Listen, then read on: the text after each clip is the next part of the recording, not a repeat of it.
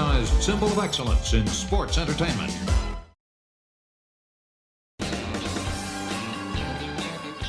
Hey, it's Conrad Thompson, and you're listening to My World.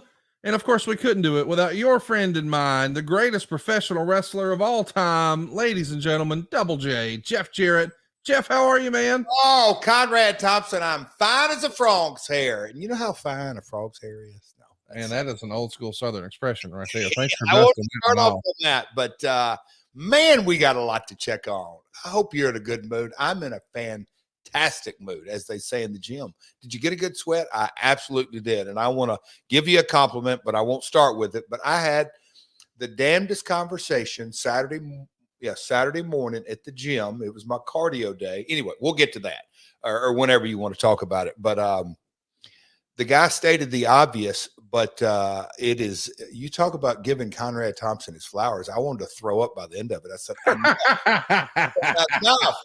Oh my gosh. And then he got into, of course, football, and I'm not going to play Rocky Top today. How about them Tennessee Volunteers? How about that Alabama Crimson Tide? How about prime time coming back? Almost pulling it off. We talked about that. We texted quite a bit this weekend, but we did. Prime time made it a game. Dude, it was super fun. It was a great weekend. If you were a college football fan, I mean, the Notre Dame game was fun, and the LSU game was fun. And my bad. Walk-off touchdown in Notre Dame. So many fun college football moments over the weekend. But of course, what you and I got the most delight about.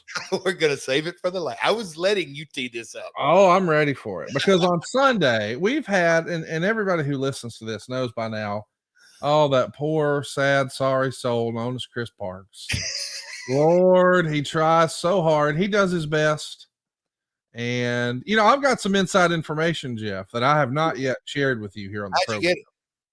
I'm not going to tell you how I got it. Because I'd be betraying confidences. Okay. Let me just tell you, I got the skinny, and he has paraded himself around, as you know, as being a so-called football expert. Oh, it's ridiculous. And you and I know that's just silly.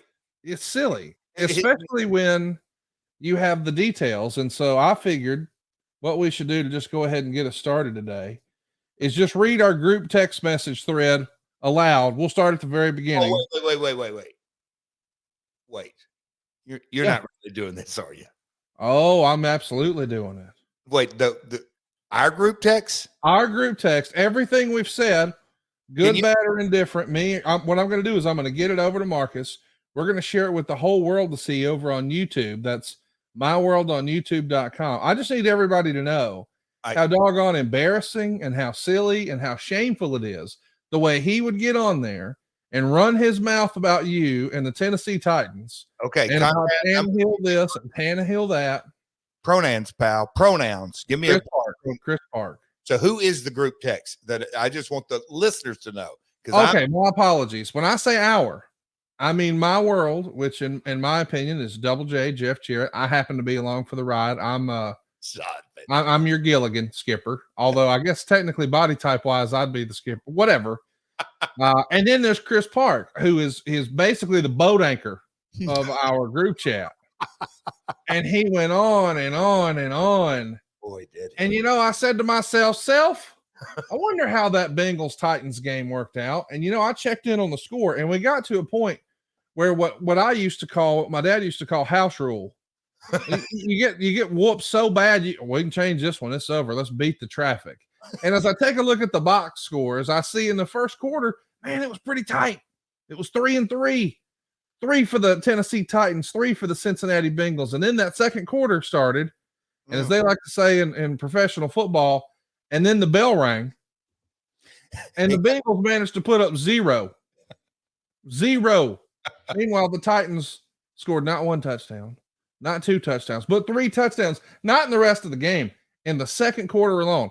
And that is when at halftime, the Tennessee Titans passed the collection plate and took a little mercy on the Cincinnati Bengals and decided we're not going to run the score up. That's not classy. It's good. What we are going to do is make sure they don't score a single solitary point. And I know what you're thinking. Well, how could Joe Burrow, the richest quarterback contract in the history of the league, how could Joe Burrow scored no touchdowns in the second half. Probably the same way he scored no touchdowns in the first half. He was allergic to painted grass. Didn't see any of it. Not one blade of it. Went 20 for 30 and 165 yards. And I know what you're thinking. Wait a minute. Wide receivers get 165 yards. Surely that's what he threw to one guy. He got 0 touchdowns and 165 yards. Meanwhile, poor old Ryan Tannehill, who just took a verbal bashing and tongue lashing from Mr. Abyss, 240 yards, Jeff. Now, I just say to myself, how much are they paying Tannehill by the yard?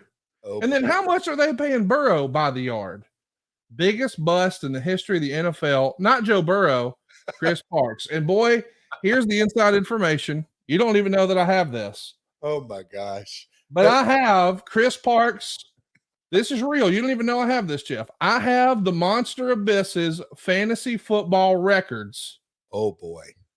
Not just from 2023, not just from 2022, all the way back to 2007.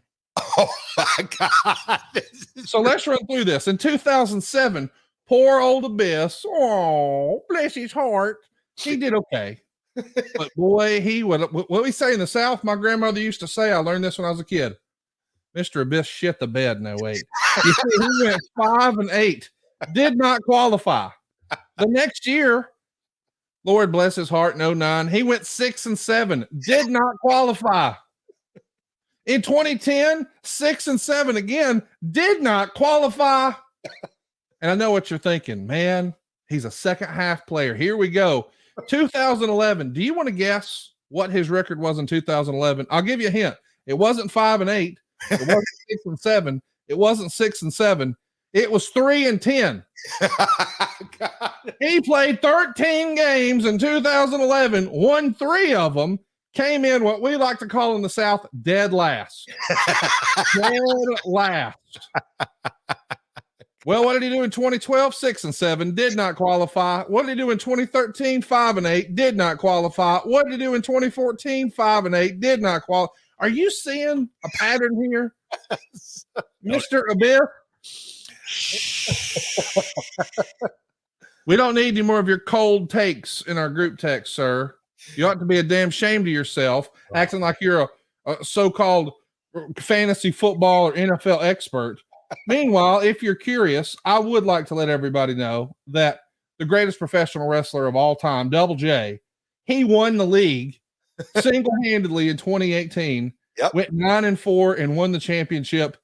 Man, I've yet to see a ring on Abyss, or as we call him, Joe Burrow Jr. Clipboard Bengals. Oh, Clipboard Joey has no Jure, and neither does Abyss. It's amazing. Blasphemous comment about Joe Montana a few years ago did him in. It literally went from bad to worse to today. But my favorite is over the weekend, he's like, oh, you mean you're middle of the pack, Alabama Crimson Tide? They're done. Oh, how middle of the pack. Let's see. They're number 11 with 1 loss. Meanwhile, the Bengals have 1 win. They're 1-3. I mean, they paid $800 million for Joe Burrow. Got him 0 points over the weekend. How dare he? And we'll finish the rest of Abyss's play-by-play on his entire fantasy football record next week. But I hope we can put a button on all this once and for all. Chris Parks should never do. Chris Parks giving fantasy football advice would be about like me giving diet advice. It ain't worth much. Take it with a grain of salt. My goodness. Oh, yeah. Sunday was, as they say in the junior pro, we played running clock football in the second half. Well, I mean, why would you not? It was unbelievable. By the way, speaking of unbelievable, we should acknowledge the elephant in the room. As you and I are clicking record, it's a Monday morning, October 2nd, and we are fresh off the heels of a 9.5-hour AEW pay-per-view extravaganza, one great match after another. And then when it was all said and done, Adam Copeland is now a part of All Elite Wrestling. How about that? Your old WWE running buddy. Yeah, I mean, we've had a couple of run-ins. Toronto Skydome was my favorite. Switch the title up there. But, Connie, if you could have been in my house last night, we actually did have the pay-per-view on. I had it on my iPad, and my man coached her. I was in my room, and Cody was on the couch. I think that pop could have been heard. I mean, clear from Hendersonville to Seattle. My man Cody went through the roof, and those kind of things, those kind of excitements. Obviously, Cody's not knee deep, and so he had read some of the stuff, but he didn't buy it, and I didn't let on to it. But that's kind of the magic of our industry. Yes. That Cody was in. Man, I wish I could get that feeling sometimes. I mean, Conrad, he was in absolute disbelief. And it brings the joy. That's one of the things that makes our business so much fun. We get so wrapped up in highly critical things and this and should have done that. And what's the rating, and the rating points down half this. Just all kind of the nonsense that I get it. We do within the industry. You start kind of trying to hinge on every data point instead of sitting back, just relaxing and watching and enjoying and kind of losing yourself. And Cody did that last night. He's a huge Derby fan. Cody really enjoyed the pay-per-view. I watched it, and of course, you as a 37-year veteran, you kind of ebb and flow, and I like this, I like that. But man, I thought again, my hats off to Brian Danielson. What a real storyteller, and for I'll call it. I don't want to call it mainstream, but even the hardcore AEW fan, Zach hadn't had hardly any TV time. Right. I don't want to call that a cold match, but man, really, really good match. Just as usual, AEW athleticism always kind of pops off the chain. But we hadn't had a massive surprise like that, unless I'm forgetting one.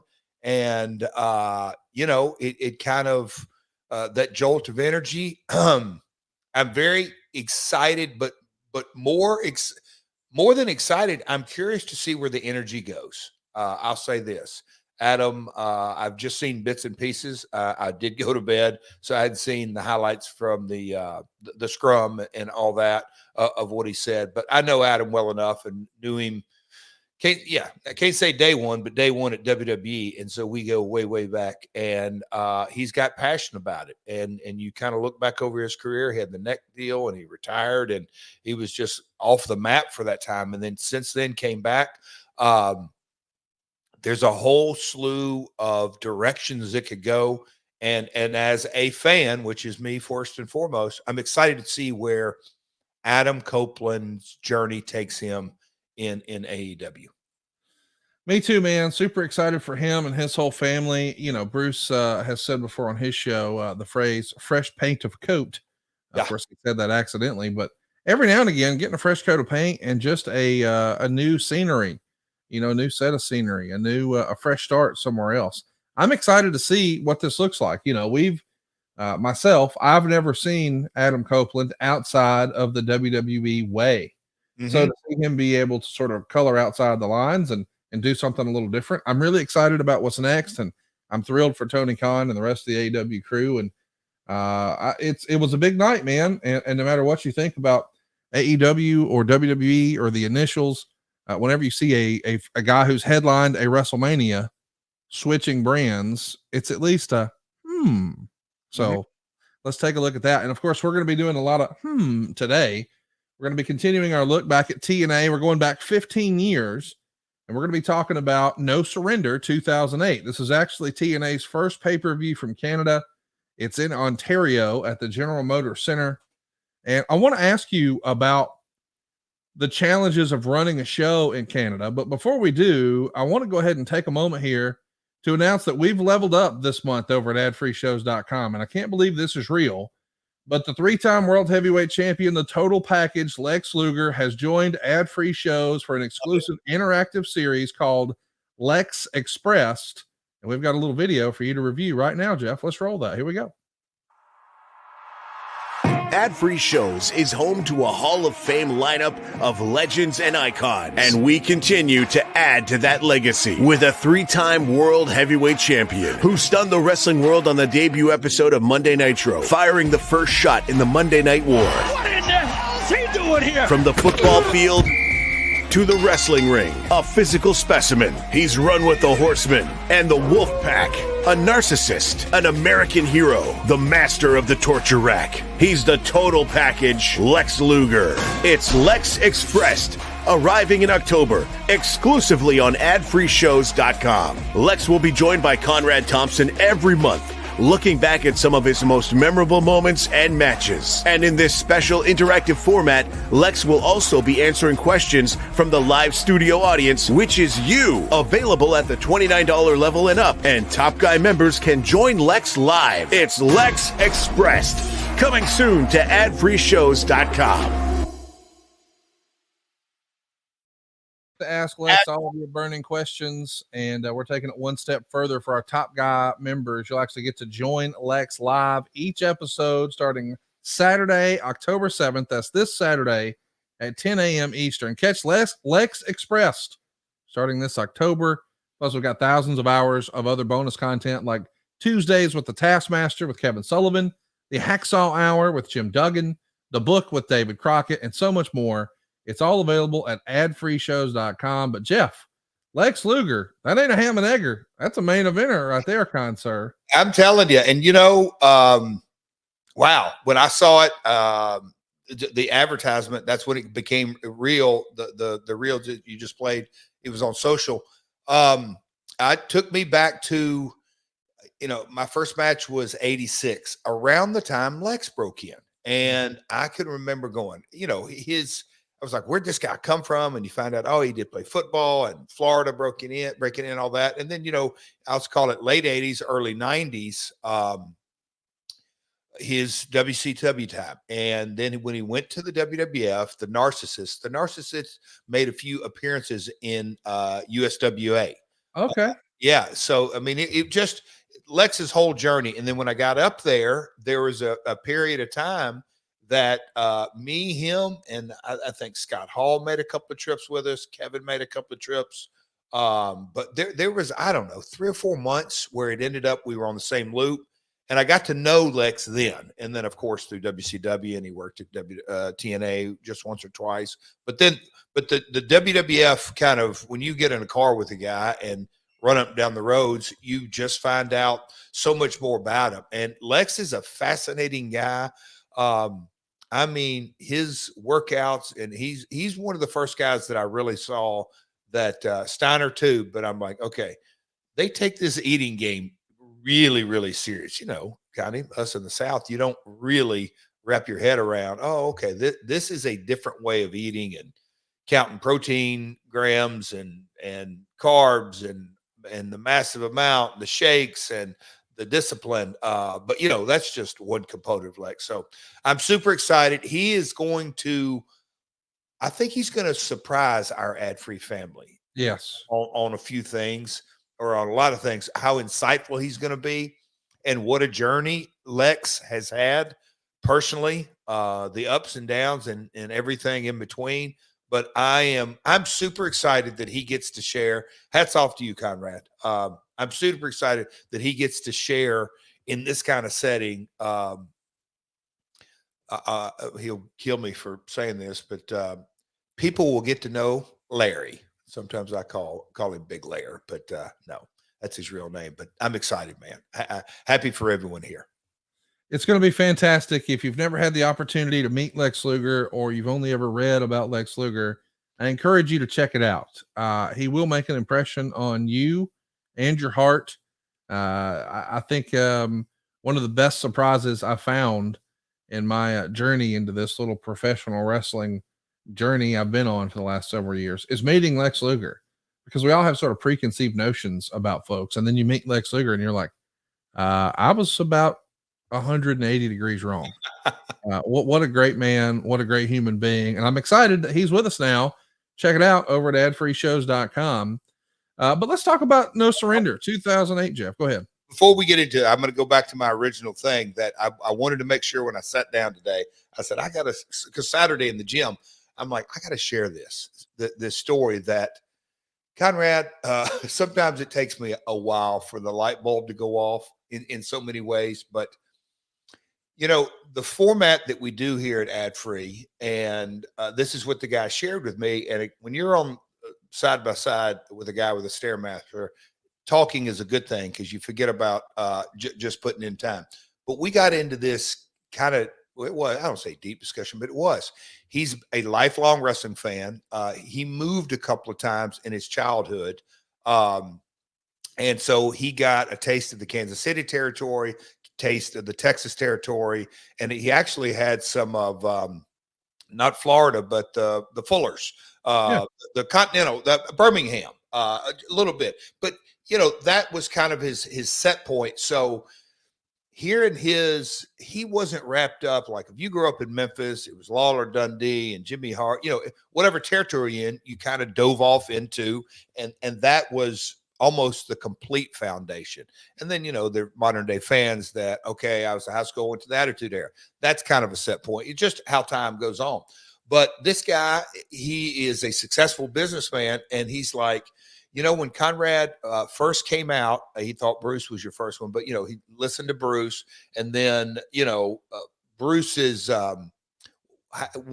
his position in the business as far as what his job description, if we wrote out, and that's what he said. He said, if you kind of write out job descriptions of everybody in Conrad's family, it's their point of view. So Eric came from the announcer, and then he moved up to executive, and Bruce in Texas. And then you got JR and myself and Kurt and Nash, and all of us kind of go together. And he says, so it's a different viewpoint. And then as we all know, you get into the kind of the narrative of Meltzer, Keller, Powell, you know, from time to time, Mike Johnson, Dave Scheer, whatever the sheets of their point of view.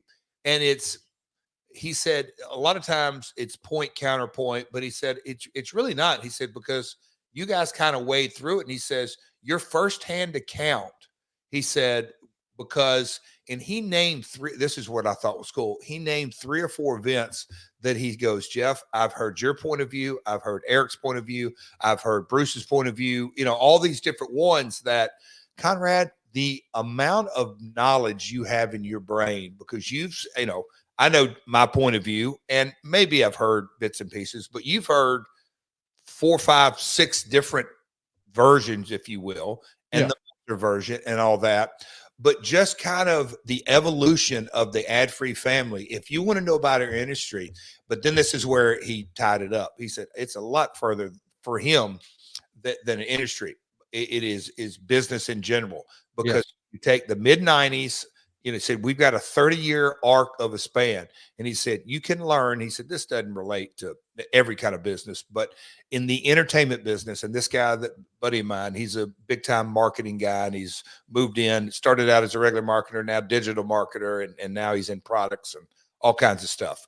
But I say all that to say, if you really want to get a education on the business of wrestling, man, you don't have to take anybody's word for it. Just listen to a few podcasts every week and you'll make up your mind. That's what he said. He said, I've got my viewpoints on all of it because I've heard all y'all's. But anyway, he was very appreciative of the work, I hate to say it, that you do, Conrad. So that's my whole point. He's very appreciative of the work that goes in, week out, because he said it's a real education. And he said, you can't find that in other forms of podcast.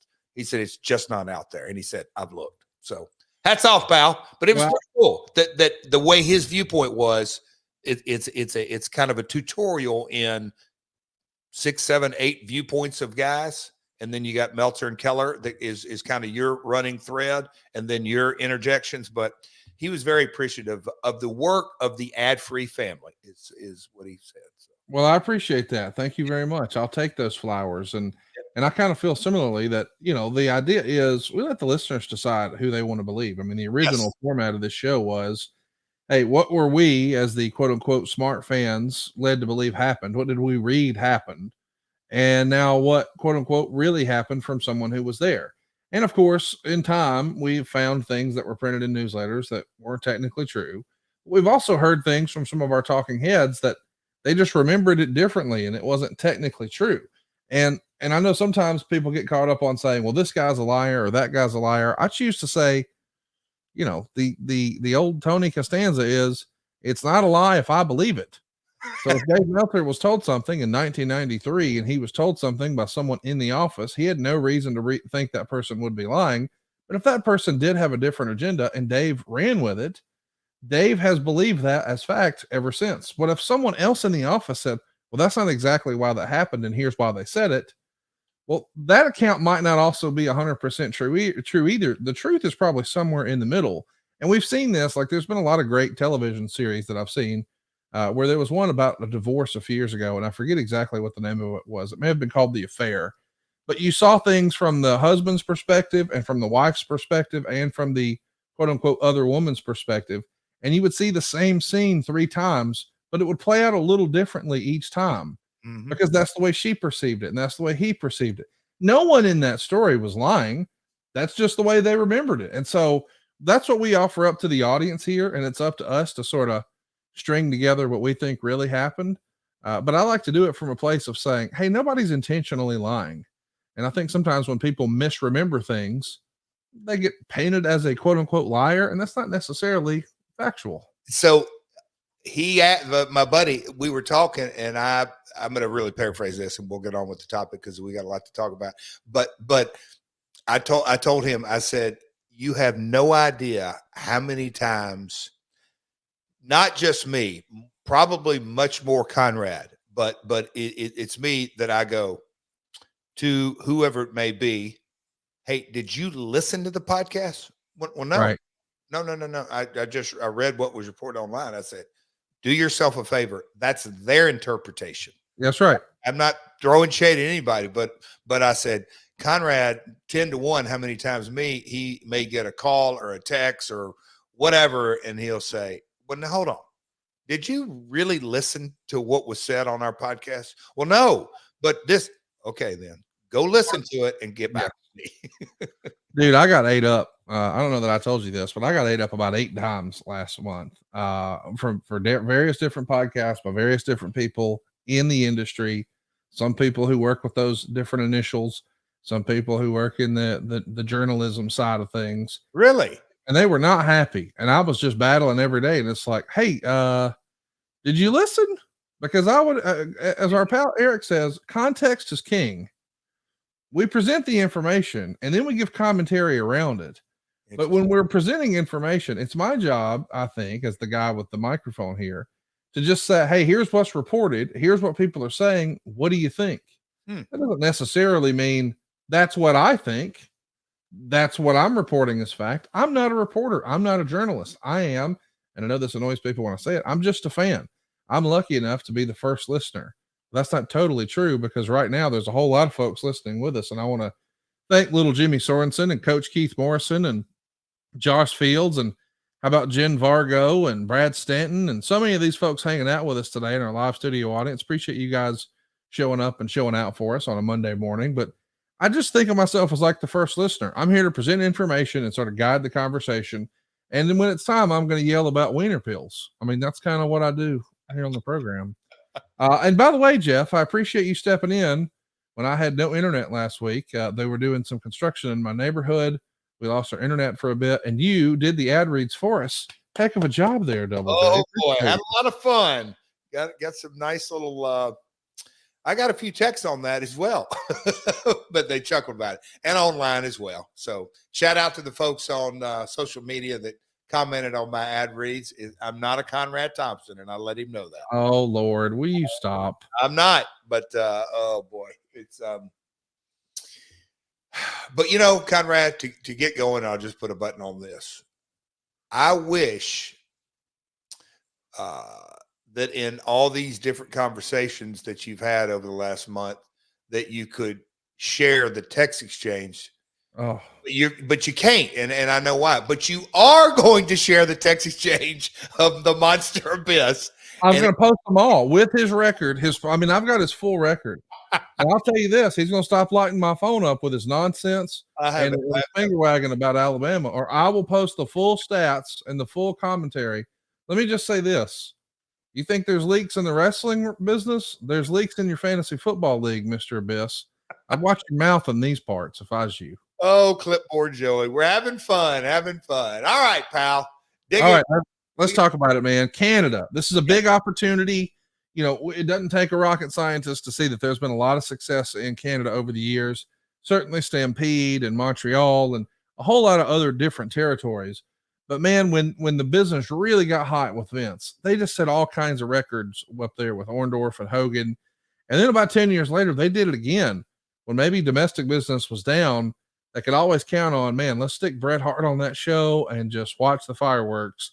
And you would see that passion come through at big WrestleManias, not just like Hogan and Warrior at WrestleMania 6, but man, just the crowd alone from Rock Hogan at 18 was just something else. And so now you have to know, man, if we could just run a show there. But boy, that sure does seem like a long way from the Asylum in Nashville or the Impact Zone in Orlando, but it's finally going to happen here in 2008. When was Canada on your radar? Tell us what the challenges were about doing a show in Canada compared to the way you've always done it here in America. And this is something that we're talking 2008. So That's right. Yeah. So, TNA launched 2002 for the quick refresher. So we're 6 years in, taking the pay-per-views on the road, gone from 1 hour on Spike TV to 2 hour. Our coverage in Canada continued to grow. Our international business continued to grow. And, putting a show on in Canada, I can't say that it's not easy, but there is a whole, the immigration, it's a different set of circumstances. Our pay-per-views from the beginning aired in Canada. So, the transmission and all that wasn't a crazy deal, but just it's a different set of circumstances. But like you just mentioned, there's 4 or 5 events we could talk about historically. One of the ones that always pops to my mind is that, WrestleMania, it's going to sell out in the US or Canada, a big pay-per-view. But when the Attitude Era was hot and, Rock Austin DX was rocking and rolling all over the world, we go up to Toronto, and that's where I just referenced me and Edge had an IC title match, and we flipped the title.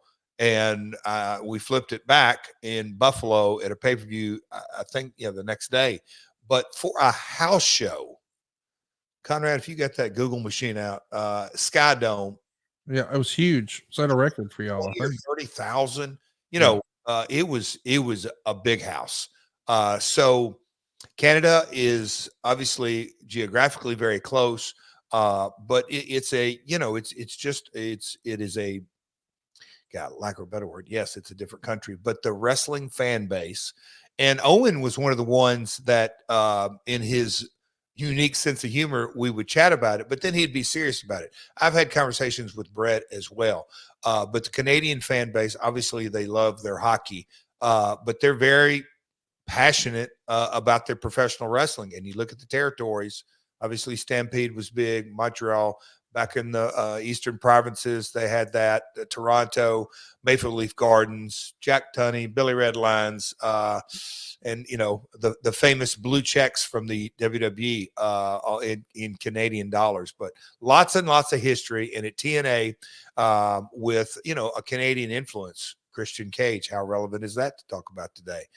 Christian was on our roster. Obviously, Team Canada, Eric Young, Bobby Roode, Johnny Devine, obviously Scott D'Amore. We had a Canadian presence as far as talent goes as well. So we wanted to continue to grow, and it was another stepping stone in the right direction to tour our pay-per-views. And we decided, let's go to a building. We weren't going to run. It's really hard to get dates on the hockey buildings in up there in Canada, but we found us a good market and got the date and locked it in, and off we went. Off we went, and the idea is we're going to continue this Samoa Joe, Kevin Nash storyline. It feels as if there's some tension building. Are they together? Are they not? And we're trying to get towards our WrestleMania, if you will. That's Bound for Glory. So the idea here for the main event of No Surrender is Samoa Joe defending against 3 other men in a match called 4 Ways to Glory. And the concept is the winner goes on to be the world champion at Bound for Glory. And that means there's going to be 3 matches on the upcoming Impact shows to determine who will be those other 3 men in there with Samoa Joe. And Joe has guys like Sting and Booker T and everybody else coming at him from every direction. But it doesn't feel like Samoa Joe was really the primary main focal point. Like perhaps the company wasn't all the way bought in. You sort of indicated that you didn't think at times that Vince Russo was maybe totally bought in on Samoa Joe, but why put a guy in this spot? Or do you think there are times where the world title can be secondary? I guess there's 2 schools of thought on that. I'm curious your school of thought. I actually saw Dave Meltzer over the weekend give a prediction about the number of pay-per-view buys that AEW would do this past weekend. Oh, wow. And he said, I'm looking for whether you think it's over or under 125,000 since there's no world title match. And I thought to myself, I wonder what Jeff thinks about that. Do you think that the world title is a draw? Is it that important on pay-per-view? Should it always be the main story? Or is it okay if that's not the primary story, in your opinion?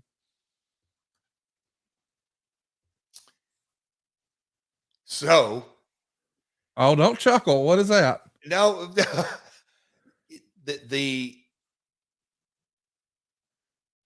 the real diving headfirst deep into the reply to your question is, if you have quarterly pay-per-views, you absolutely, unless there's a real hot personal issue, and that can come up, creative, subjective. But if you're doing quarterly pay-per-views, kind of the centerpiece of any promotion is the World Heavyweight title.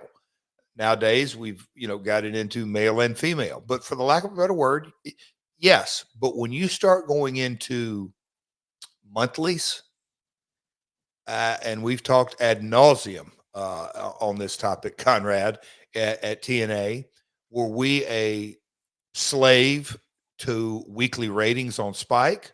Or are we a slave to our pay-per-view format, which was monthly? And pulling the onion back even further, when you take a pay-per-view and you make X amount of dollars in the United States, but that same 3-hour pay-per-view is sold at a premium, hence premium live event internationally in that slot. So then you kind of get into the devil in the details that doing a monthly format pay-per-view can be very successful from a profit standpoint. But creatively, I believe it is impossible to have a important world title match every month.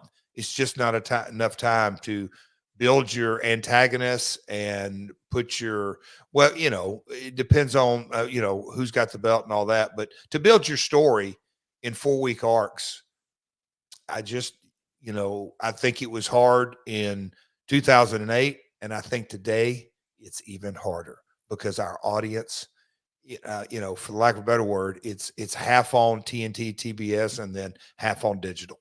So super, super hard. We should also mention that you've got your looming return. I mean, Booker T's out here cutting promos saying that he had Samoa Joe whooped until that guitar mysteriously appeared at the pay-per-view at Hard Justice. And your guitar doesn't only appear there. Kurt Angle and AJ Styles are doing a match on Impact called the Gold Medal Challenge. And towards the end of the match, your music would play and the guitar would appear and AJ would use it.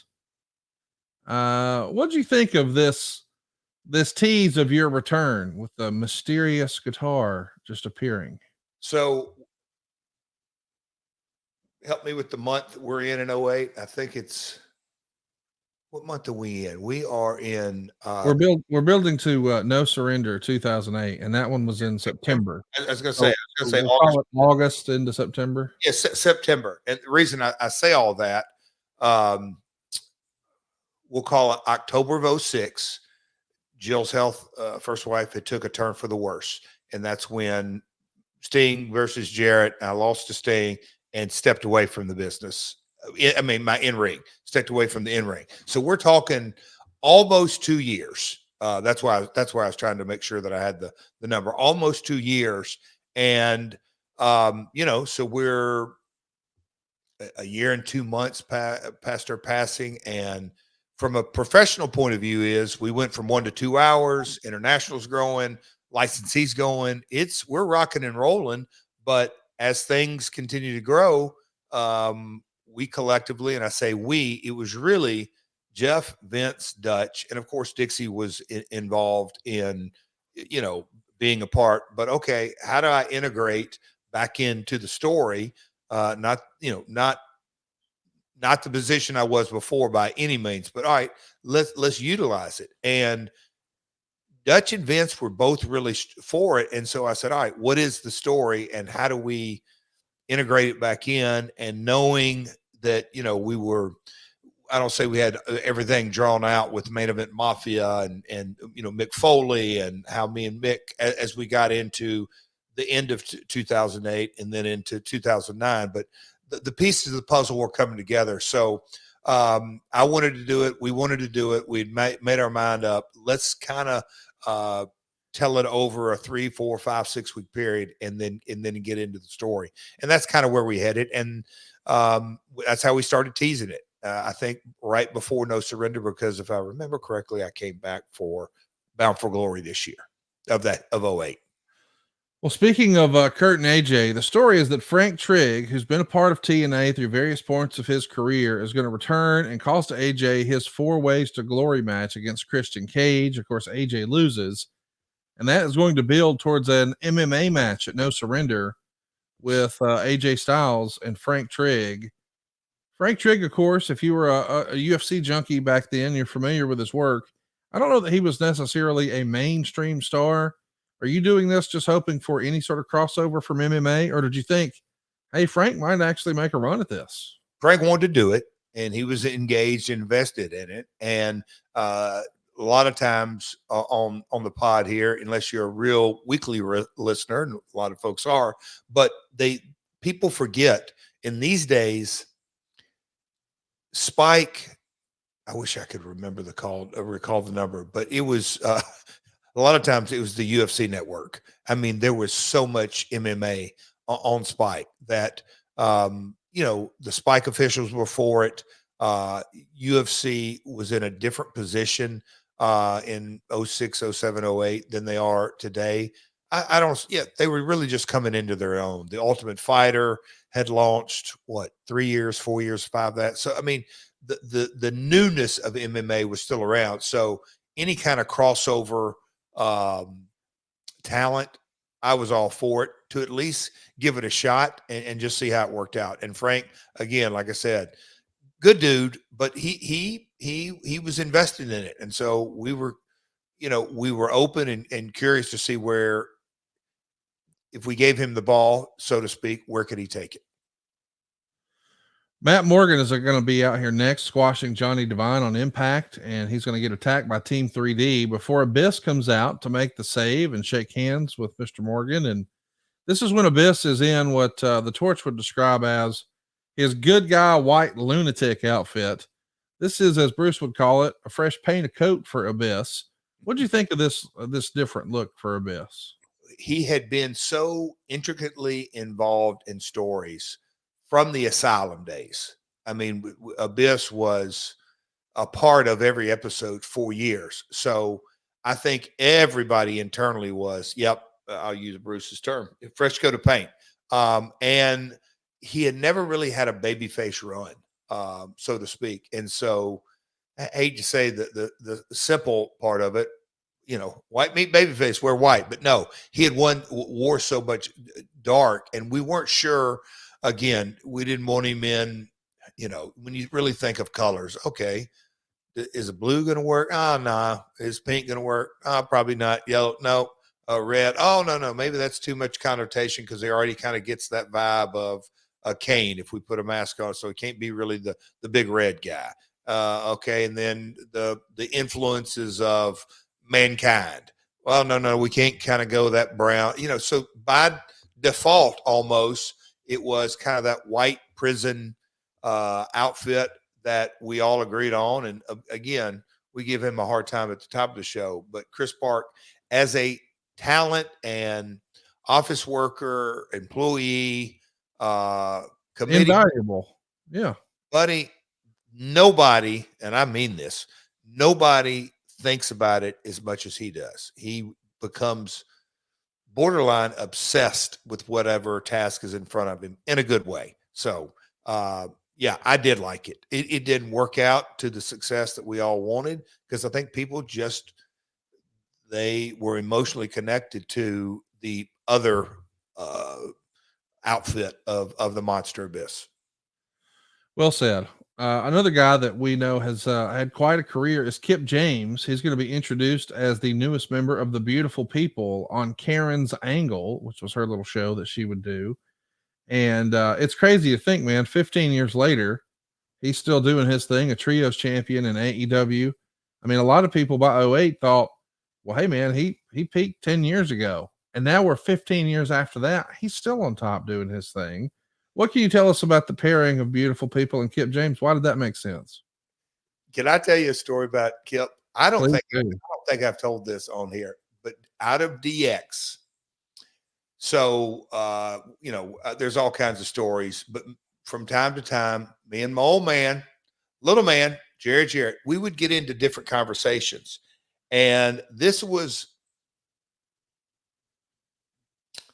maybe it would have been during, at some point, right at the end of, but we retold each other this story a couple of times last fall when I joined AEW.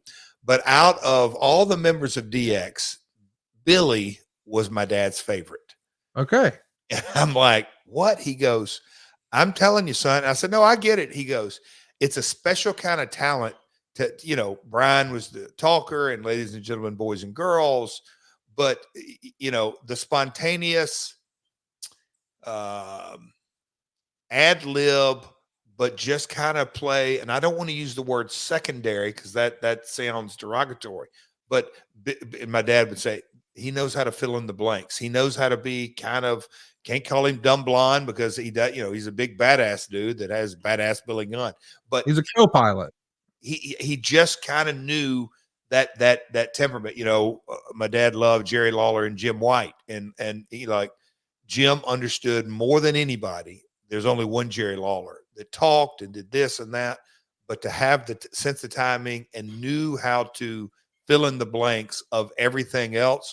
He said, there's a real talent. And he said, not only a real talent, super, super valuable. So when I look at Billy and DX, and then the decision that was made, hey, how can we put a guy with the Beautiful People? Because they were hot. They were red hot as an entity. Yeah. Let's add a little something. How in the hell you look at the entire roster and a guy 6'5", 265 is going to fit? Well, that's him. And here we are, trios champion 15 years later. He's still doing it. So, that's my JArrett story about Billy, but he fit in the Beautiful People this time. The Jay Lethal, Sanjay Dutt, SoCal Val story will continue. Now, of course, Jay is heartbroken, and it's going to lead to a match on Impact where Lethal would take on King Abdul Bashir. And there's a line he uses in building this that maybe, if we had it to do over again, we wouldn't do this one. I think we both think a lot of the real life guy behind the character, but I think he was scripted to say something like, I don't love Lady America. I just love raping her. Woof. I don't think we can use that in 2023. Is that a Russo line? What do you remember about that? Did that give anybody heartburn? So when you say that, here's what my gut tells me, my recollection. Sean is a hell of a talent. Yeah. And a good mind and a thinker, and Ari's brother. We're talking about Sean Daivari, by the way. But yes, Sean Daivari, Sheikh Abdul Bashir. Yes. But again, it's what a journalist might write and their opinion, and Vince, can have ideas all over the place. And then people don't really know. They see the Bashir character, and then in their mind, there's no way he would come up with that. My gut tells me Sean came up with that. Now, if he would have brought it to Vince, Vince would have said, yeah, use it. If he'd done it to Dutch being a veteran and maybe a little bit more wiser or a little bit more different train of thought, he might have said, let's pump the brakes. But Sean, being the clever talent, my gut tells me he went to Vince. Hey, Vince, I'm going to use this line. What do you think? Yep. All right, go with it. That would be, and I don't have recollection of any of it, but I definitely can't say that Vince wrote it. My gut tells me Sean did, but doesn't age well. Again, you just kind of look at how much the world has changed from 2008 to 2023. Yeah, it's ever evolving, and well, so is all of life, and that's why I think it's important that we talk about something that's important to us, and that's taking care of our family. Remember all those life insurance ads that were on the radio when you were a kid? Probably not, because that was for your parents to worry about. Well, guess what? Now you're the parent, and now's the time to get life insurance to help protect your family. Fabric by Gerber Life makes it quick and easy to get a high quality policy so your family's covered if the unexpected happens. You see, Fabric was designed by parents, for parents, to help you get a high quality and surprisingly affordable term life insurance policy in less than 10 minutes. Fabric has flexible policies that fit your family and your budget, but quality policies like $1 million in coverage for less than $1 a day. That's right. $1 million in coverage for less than $1 a day. So get your personalized quote in just minutes and then apply when it's convenient for you. It's all done online and it's all on your schedule. You could go from start to covered in less than 10 minutes with no health exam required. Maybe you're not sure if life insurance is even right for you. Why not take Fabric's quick 60-second quiz to find out? There's no risk to apply. They have a 30-day money-back guarantee, and you could cancel at any time. Fabric has partnered with Gerber Life, trusted by millions of families just like yours for more than 5 decades. And with over 1,700 5-star reviews, they're rated as excellent on Trustpilot. And Fabric has more than just life insurance. Their easy digital platform also lets you create wills, access college savings funds, and manage your family's finances right from your phone, so your family is prepared for anything. Join the thousands of parents who trust Fabric to protect their family. Apply today in just minutes at meetfabric.com/myworld. That's meetfabric.com/myworld. meetfabric.com/myworld. Policies issued by Western Southern Life Assurance Company, not available in certain states. Prices subject to underwriting and health questions. So let's get back to our program here. Jeff, we've got Bashir getting the win here in this match, and Sanjay hits a 450 splash on him. This is the beginning of some of Sanjay's best heel work, and we can still see that on a near weekly basis on Turner Programming. And we also see Awesome Kong go after Taylor Wilde after a match, and Miss Saeed is going to join before Gail Kim comes out, but she's overpowered. And Gail's sister Katie is shown at ringside, concerned. Was that actually Earl Hebner's daughter? It was, but until reading I think it was. I'd have to go back and look, but we never went anywhere with that. I didn't think so. No, we didn't. But no. Sweet Katie, but no, I don't think we went anywhere with that. She's eventually, she being Kim, pronouns pal, going to come out on top, sets up a street fight for the next week. We'll talk about that in a moment. Along the way, we see James Storm and Robert Roode programmed with LAX. And there's some interesting news in the Observer about ESPN that I want to bring to your attention and see what you think. ESPN Star Sports signed a deal for TNA with television for mobile content and internet content. The contract gives the station exclusivity for TNA in countries like India, Pakistan, Nepal, Sri Lanka, Bangladesh, the Maldives, and others. The station will broadcast Impact, Explosion, as well as the pay-per-view shows as free television specials. Some of the programming will be custom produced for the market, and TNA has also promised an annual tour sending wrestlers to India, and the station will do contests where the winners get flown to Orlando to see Impact. Holy shit. Can you imagine living in India and it's considered winning a contest that they fly you 1,000,000 hours to see an Impact taping that 99.9% of the people living in Orlando wouldn't go 5 miles to see for free? So boy, Dave Meltzer can't help but dunk and be negative, but this is a big deal for your company. To have an opportunity to have any sort of affiliation with ESPN is a great thing. And in some of these markets, this is probably found money for you, is it not? Let me ask you something. Why do you think, Dave, why would you think he'd take that shot when every taping we did in 08, 09, because it was just, we turned people away. And yes, there were spark crowds, but wonder why he'd take that dig. Like for his, and I know why he took it, because he thinks his readers. Well, I mean, listen, let's also take it a step further. I think that's just the nature of the wrestling business. Okay. Very seldom does someone call my phone to brag on someone. Yeah. Okay. I'll take that. Point taken. When someone calls, it's like, can you believe this shit? I mean, especially you and I have sent those text messages to each other before. And occasionally we would say, hey, did you see this? Go out of your way to see that. That was great. But more often than not, it's like, did you see that? So I just think that's the nature of the industry. I'll take that. But this is one of those things, and I can't, and I don't expect, expectations will get you in trouble. But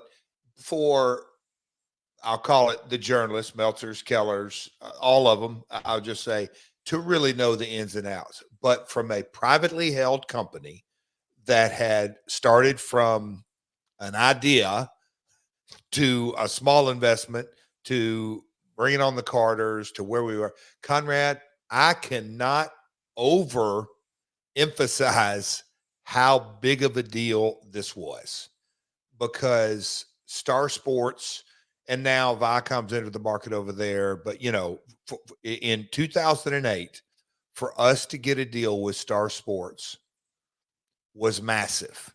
Little footnote, you said a tour, not a wrestling tour. We committed to a PR tour once a year with, I think in the actual contract, it said 2 talent. But anyway, there was, it was points in the contract, but they took Impact, they took Explosion, they took the pay-per-views, a PR tour, the marketing push, everything that went with it. And this is something when you sit down with an investor and your CFO and your, at this stage, we've got Booker and Nash and Kurt and Christian, and I'm just trying to think of guys that we had brought on. And when you bring on somebody that has got a track record by business, but then you had AJ and Joe and Daniels and all the X Division and Storm and Rude and all, you just building your roster out. So when you have this kind of deal that you close, and it's let's just say, for every dollar that was brought on, what else do you have to spend to out of that dollar? What's real profit? Well, when you do the bigger international deals and around the world, there's not that much extra added expense, and you called it found money. And I think that, and I get it, we would call that from time to time, but it's much more than that. It is straight to the bottom line.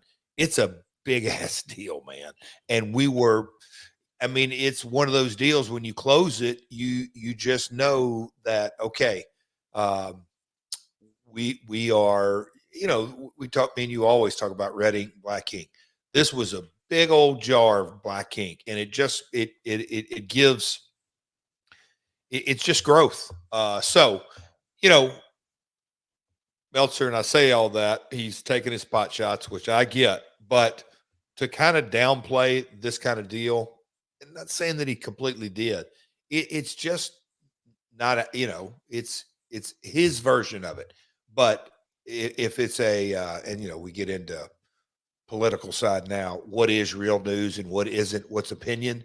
This was real news, if that makes sense, Conrad. Real news for TNA Entertainment, and it was big. Something else that's real news, but maybe sadly an LOL TNA moment. There's a house show planned on September 6th at the Manhattan Center. Yeah, that Manhattan Center. How fun is that from the old school Monday Night Raw days? And it turns into a complete disaster. Meltzer would say, due to a snafu, Ticketmaster listed the event as canceled and then refunded people's money, but not the Ticketmaster surcharge. But maybe more importantly, it wiped out all records. So anyone who had bought tickets had to then rebuy them and apparently pay that Ticketmaster surcharge again, which is BS for a snafu on their part. And they also wiped out records regarding what seats are in and what seats are out. This I have never heard of before. My gosh, you want to talk about egg on your face, and it's not even your fault. What do you remember of this Ticketmaster circumstance? Okay, you mean kind of double down on it? Yes. Why do you think we wanted to run an event other than it being the entertainment capital of the world? But why do we want to run a New York City event by Spike? Oh, I see. Spike wanted a New York City event. We knew it was, look, in every deal, you want to go make money, but you understood that, okay, union and load in and load out and the rent, it's just much more difficult to make money in the city. But we're servicing our lifeblood, so we got to do it. Yes. Oh yes. My God. It was a disaster, but it came and went as far as internal, what we can and can't do about it. But it was it was a mess for damn sure. And not just kind of out of our control. It was that, and then, hey, these wrestling fans, that was a legitimate, sometimes fans don't really have a leg to stand on. Other times they do. They had two legs to stand on. They got screwed. And we kind of had to deal with the customer service side of it, and it wasn't fun. It's not fair. Yeah, it's said brutal. Differently. It's shitty. That's all it is. Brutal. It's brutal. So the next week, there's an Impact ladder match scheduled for AJ and Kurt for Kurt's gold medal that AJ had won the week before. We're keeping AJ and Kurt pretty regularly here, working together on TV. And Booker T is putting together his royalty gimmick, I guess is what we'd call it. He's recruiting folks in the locker room and saying he needs his shoes removed and he needs his champagne and just crazy stuff. But I loved Booker T as this over-the-top character doing this royalty piece. What'd you think? The accent, I never could connect the dots on it.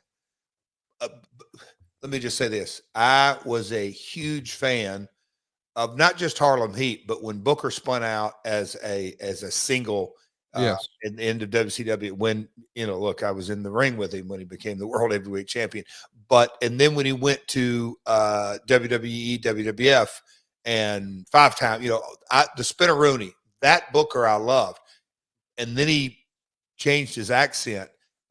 There was no kind of vignette. He wasn't hit on the top of the head.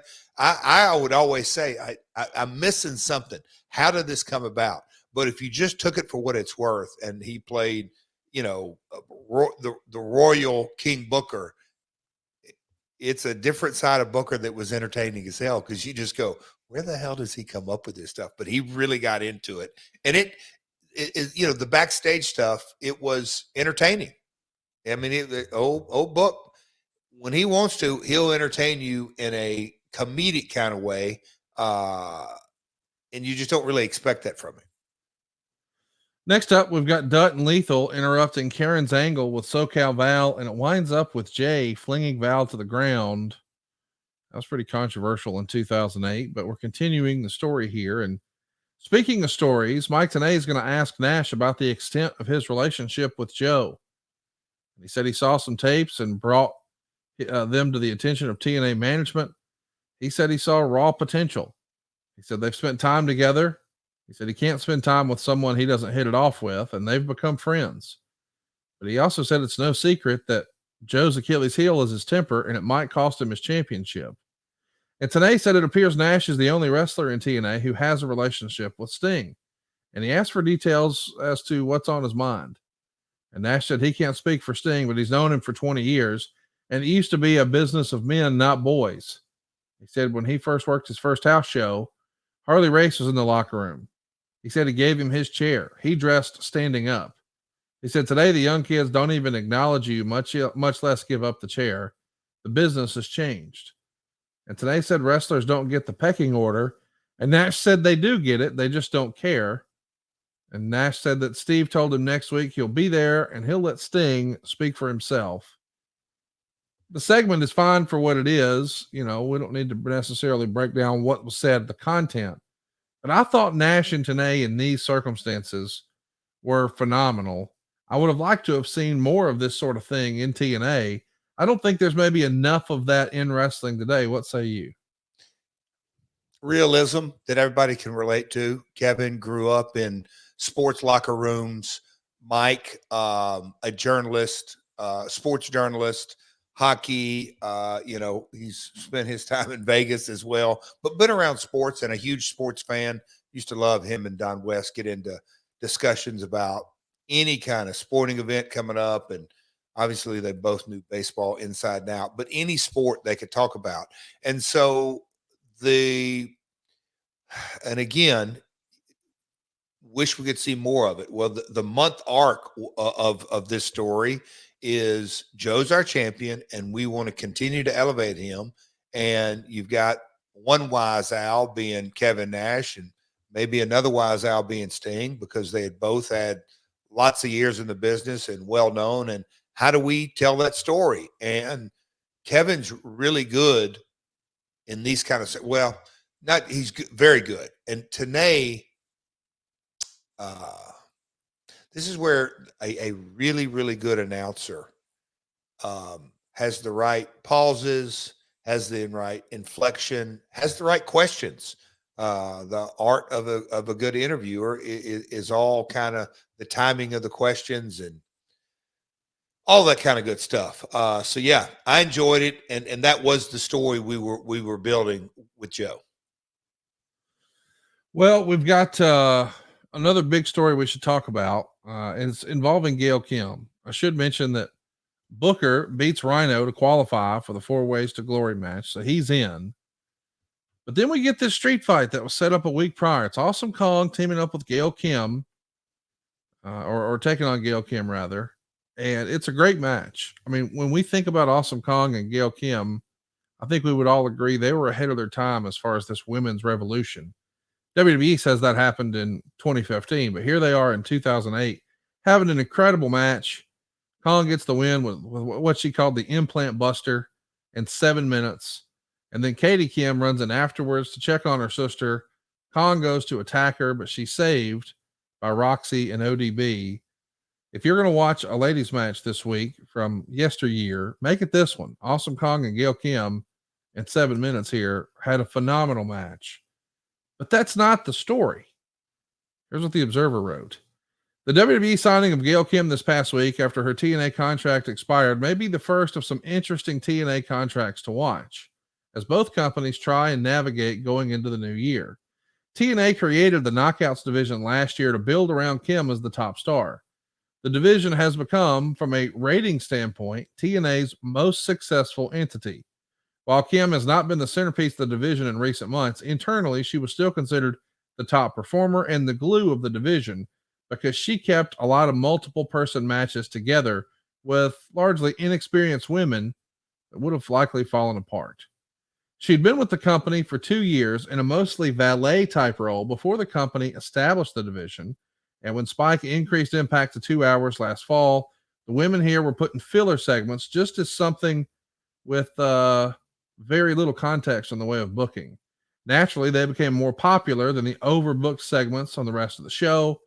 More than anything else TNA had including big-name stars like Kurt Angle, Sting, and others. It was the women, mostly Kong, Kim, and ODB, who drew the best ratings of anyone on the show. The final Kong and Kim match that aired on August 21st did a 1.2 rating, the best quarter hour for TNA in months. It was largely the dynamic of Kim, a great underdog worker when faced with the monster Awesome Kong that created the division's popularity. They stole the show on more than one pay-per-view with some of the best women's matches in decades here in the United States. And it was that success that led to them getting multiple segments per show and the creative time spending more time coming up with their angles. It opened the door for ODB and the beautiful people to become stars. But even though ODB quickly became more popular than Kim as a babyface, and Kong was the monster who was the biggest star, most in the company always acknowledged Kim as the glue, who was far more valuable than most fans would even realize. She has improved greatly as a worker over the past year.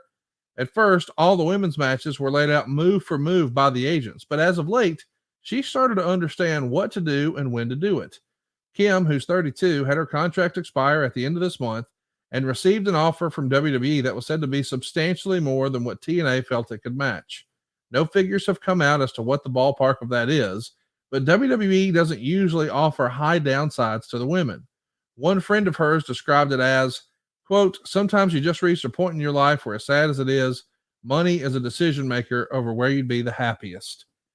This is a big blow to TNA and not one that gets a lot of discussion, but once you guys started to spend some time with the women on TV, it took off, and she's sort of the glue. She's sort of, for lack of a better word, the female AJ Styles of the promotion, and now she's headed to WWE. I'm sure that gave you heartburn. What can you tell us about hearing she had the offer and trying to wear both hats of, as a talent, understanding it, but as an owner, trying to keep her?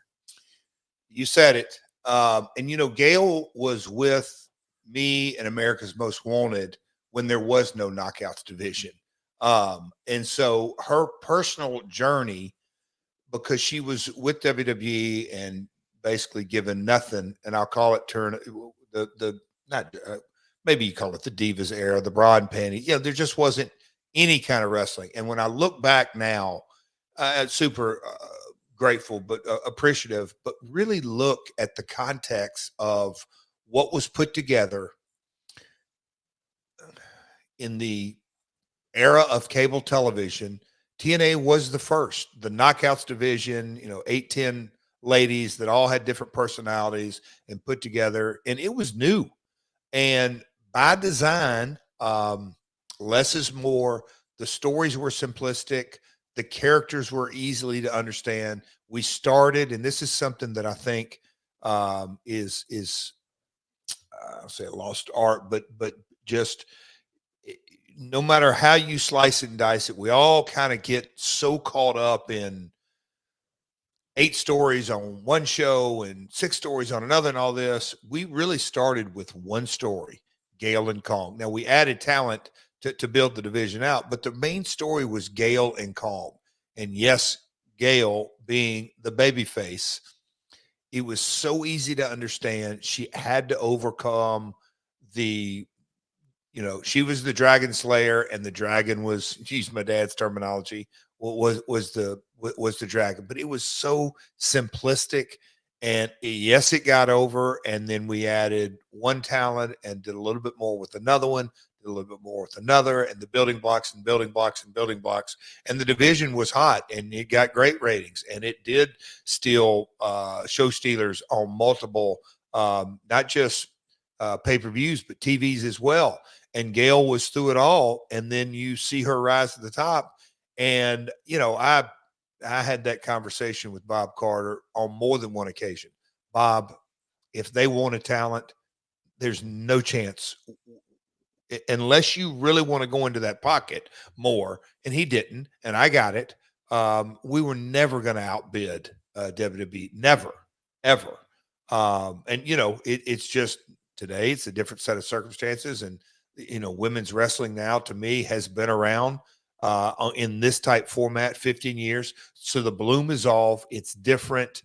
I've heard of late, I think Becky made some comments, and others have made comments, about, the time that women get or not get, and style of matches and all this. We just we're 15 years into the women having their own division. And so I just think times have changed, some for the better, some for the worse.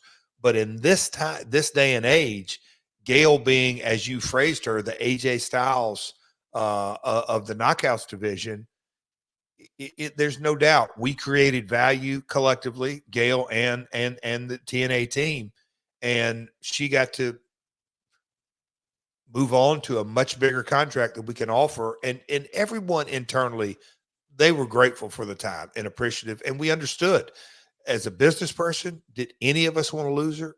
God almighty, no. We all knew the value that she brought to the Knockouts division. We did. It was that simple. It's the end of an era, if you will. Who all is involved in quote unquote talent relations in this era? Gosh, we from time to time you ask that question, and I have to really, I wish I had we need to create, hey, Sabato, no, researcher, we got to figure this out. I believe Terry Taylor, because it evolved, because there were ebbs and flows, and there were times that Bob Ryder was more involved than not, and then he would get put in a box and go back to travel. Terry Taylor, it just kind of ebbed and flowed. But I believe Terry, Scott DeMoore's been in that role. There's been a number of people that have been involved in that role through the years. Well, another reason that comes up is Sting is a hot topic. We've talked about it a lot here on the show before. It's written in the Observer, and I know some of this stuff doesn't age well, especially from, just considering what everybody's doing today. But here's what was written. On the Sting front, there's some question as to whether the booking team, and in particular Jeff Jarrett, would be in favor of signing him to a new contract. While nothing has been outright said, last year, Jarrett wasn't in favor of the cost it took to get Sting, particularly since he works no house shows and didn't even work the big international dates in Japan, Mexico, or the UK. The idea here is that this is a power play, and that's not true, because the decision is 100% Dixie Carter, and nobody else has any input. She sees Sting as a real superstar, good for the company to have, who opens up doors for things like licensing and television deals. Although that could just be her trying to justify it, because it's hard for me to believe his name is a deal maker when you have Kurt Angle. A lot of the key people in power have soured on him because he hasn't proven to make a difference in ratings or pay-per-view. And if he's not booked very creatively, he'll flounder. Plus, he works such a limited schedule and turns down a lot of ideas from creative, so they aren't enamored with him either. But it's not a debatable issue. It's entirely up to Sting if he wants to do another year at big money or not, as the ball is in his court. Well, lot to unpack there. Number one, did you see it that way? As a young company, were you not sure if this deal with Sting would pencil? And was Dixie's contention, it opens deals for television and licensing deals? And if so, did you think that was necessary now that you did have Kurt Angle? Old Dave didn't get all the information. It's funny, I think, goes without saying, Tenay would have had to have been one of his sources, but he had multiple. But when you hear kind of half truths, this is and I don't know that we got into this part of it because of the timing of this, because we went through the Sting renegotiations multiple times. But I believe in this particular year, Conrad, this is when we were going from 1 hour to 2 hours on Spike. Okay. We'll call it the licensing fee double, because that's how they dole out money, by the hour. So our talent budget was a huge topic of discussion, and we'll call it Dallas was, well, no, we don't need to double the talent budget. And I'm like, the only thing that makes this show go is our talent. Yes, we've got to market it, and yes, we got to be better at creative, and we're going to take pay-per-views on the road, and there's a bunch of everything that goes into it. But investing in our talent is the number one set of circumstances. And they're like, well, so we didn't always see eye to eye on that. And as it was coming up, and then the million question that came around about every time this year. What are we doing with Sting is, and I'm like, if we're not going up in budget and I'm responsible to double the amount of segments we're writing, how in the world are we supposed to, you know what I'm saying? If we're not adding more talent and guys that have been with us are going to get, hey, I know this guy's going to want to bump and this guy's going to want to bump, and just all the optics of it and the growth of the company, at times it drove not just me, but internally creative team crazy. If you want to re-sign him, there's no question everybody on the creative team, and I mean that, everybody was, yes, we want him. But we need to can you let us know what our options are and how many talent does that prevent us or disgruntlement? Like, where does that kind of fall into this talent budget? And Conrad, that was one of those things that just the growing pains of dealing with investors who made their money in energy and not in the entertainment business. It's just difficult conversations, many, many times, no resolution. We just referenced the India situation that, added revenue, but not getting a clear answer. It was very, very frustrating at times because we made it clear, yes, we want him, but at what cost? And you couldn't get a clear answer back because they didn't know. That's the real frustrating part about it. So it was a head scratcher at times, but we always ended up somehow, some way re-signing him. And most of the time, talent wise, we would kind of ease into it. But I'll never forget having those multiple conversations around the time we went from 1 to 2 hours. And I'm like, you've got to increase talent. But of course, the investor wanted as much money back or ROI on it as they could get. So wasn't easy, Connie. Wasn't easy. Let's talk a little bit about what we're doing with Sting creatively, because we are going to see him on the next Impact.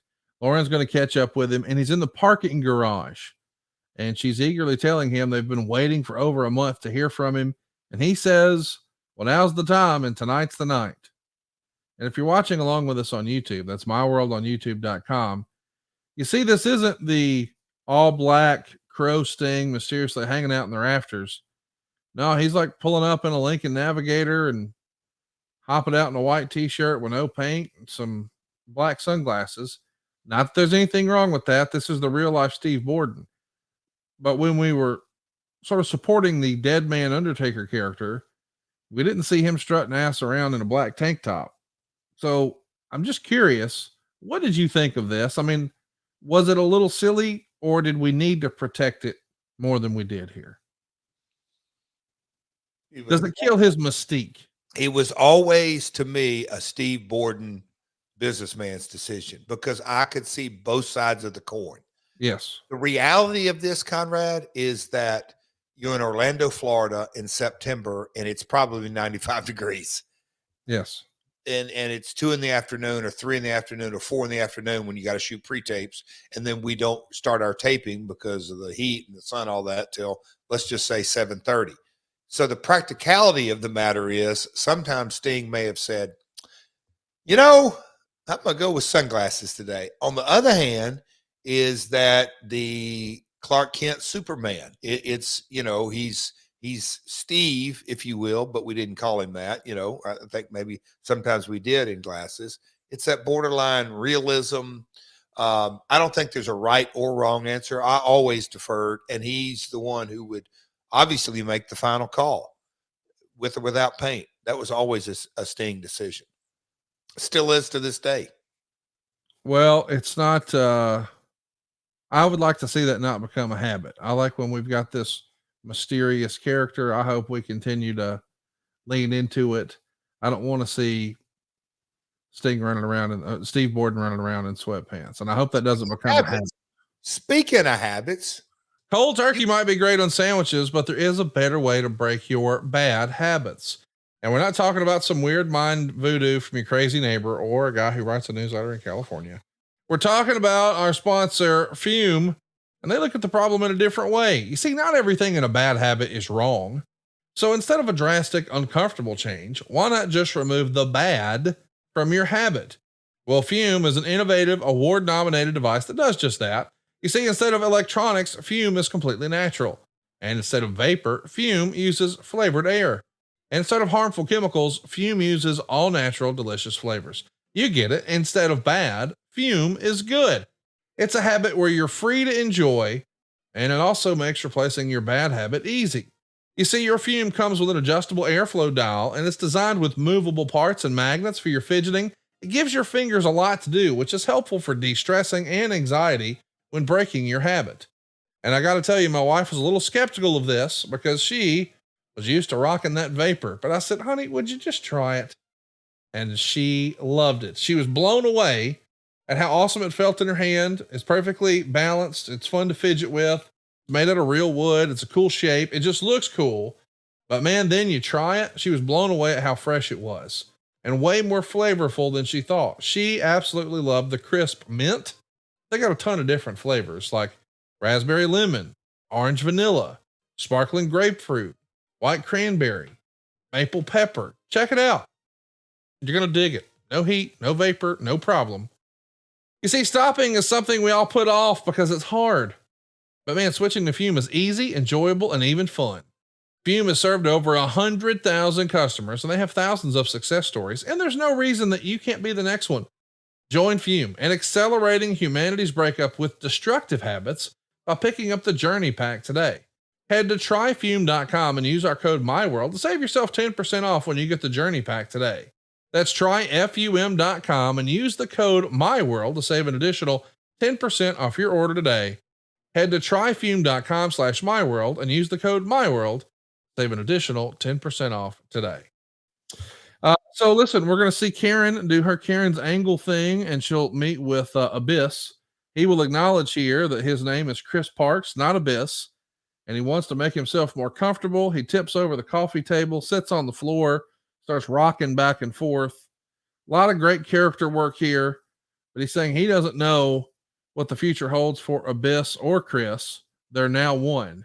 Now we know what the future held was a lot of fantasy football losses, but the evolution of this character, this is well done. And I think Karen did a great job with this too. And this whole segment ends with Abyss reading Karen a poem, and he starts pulling his hair out like Mankind. And we also announced on this same episode that Kurt Angle and Kevin Nash are going to be facing off later tonight. It'll be the first time these two have been in a ring in a singles match. And it's rare for Kevin Nash to wrestle in general on TV, much less in a singles match. And I wonder, with the benefit of hindsight, do you think that we should have saved Kurt Angle and Kevin Nash for a pay-per-view, or was it the right call to put it on TV? Boy, how many times have we thought about that, asked that, push the rewind button? What if we did this, we did that? Again,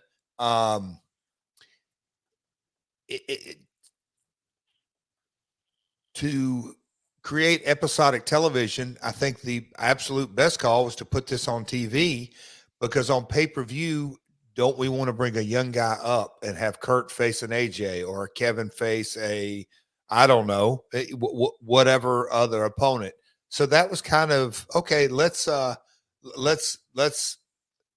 ahead and go with the TV. And they had a hell of a match. You know, when I think back of Kurt during, was it when we signed him? 06, 07, 08, 09. How valuable he was to the episodic nature. I don't lose sight of that. So in this case, they had a hell of a TV match, and it got us to where we wanted to go. Well, we know that in the end, Kurt's going to get the win in 10 minutes. Now he's in the main event at No Surrender. This all happens when Joe walks down to ringside, and I guess he distracts Kevin Nash. But there's a write-up in the Observer around the same time that says Kevin Nash has said that he has 2 months left on his contract, and if he gets the money he's asking for, he'll sign a new deal. But if not, he's gone. Nash's creative control in his contract gives him the right to turn down anything asked of him to do physically, His walking out on the tapings was within his rights as far as turning down appearing in the Battle Royal. He exercised this right in the past as he turned down taking a back suplex that was laid out in one of the matches. I think it was a TV match with Booker, but not sure. This is all according to the Observer. Because he didn't want to take the bump because of his past neck issues.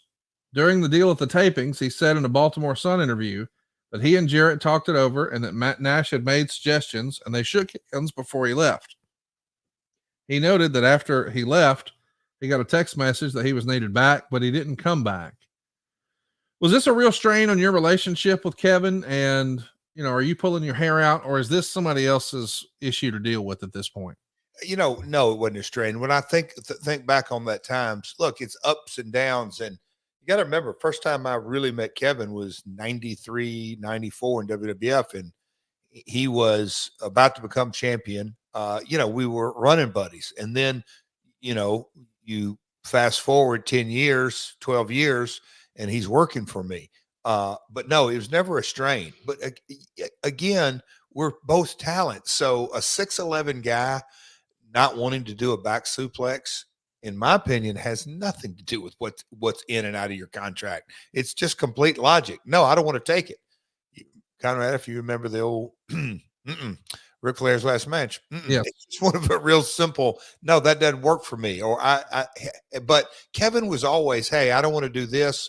No, he would phrase it instead of I don't want to do this is, hey, what about this? Why don't we go this direction? Why don't we? The best that's ever at that well, one of the best was Bruce. He never would say, let's don't do this. He's going, well, Conrad, and you hold on, don't tell. What do you think if we did it this way? Isn't that the phrase that he's perfected? What if? Yeah. The what ifs. Yeah. Kevin is good at that as well. So no, it wasn't anything about power play, but no, there was no strain. Again, Big Daddy knew what worked for him and knew what didn't work for him, and we just always worked through it. We see Tracy Brooks is going to be in charge of the knockouts division. He's going to take it off Jim Cornette's hands. Clearly, Cornette has acted as a character as if he didn't care about it anyway. So Tracy is now going to run it. There's a video package that airs about the mysterious guitar, and our announcers, Don West and Mike Tenay, are trying to act like we don't know what's going on. And then they throw to a video, and it's of you talking about how you've been the heart of TNA from day one, and you carried the company on your back for years before you walked away in October of 2006 to take care of Jill. And then there's a graphic on screen that says, what's next for the King of the Mountain?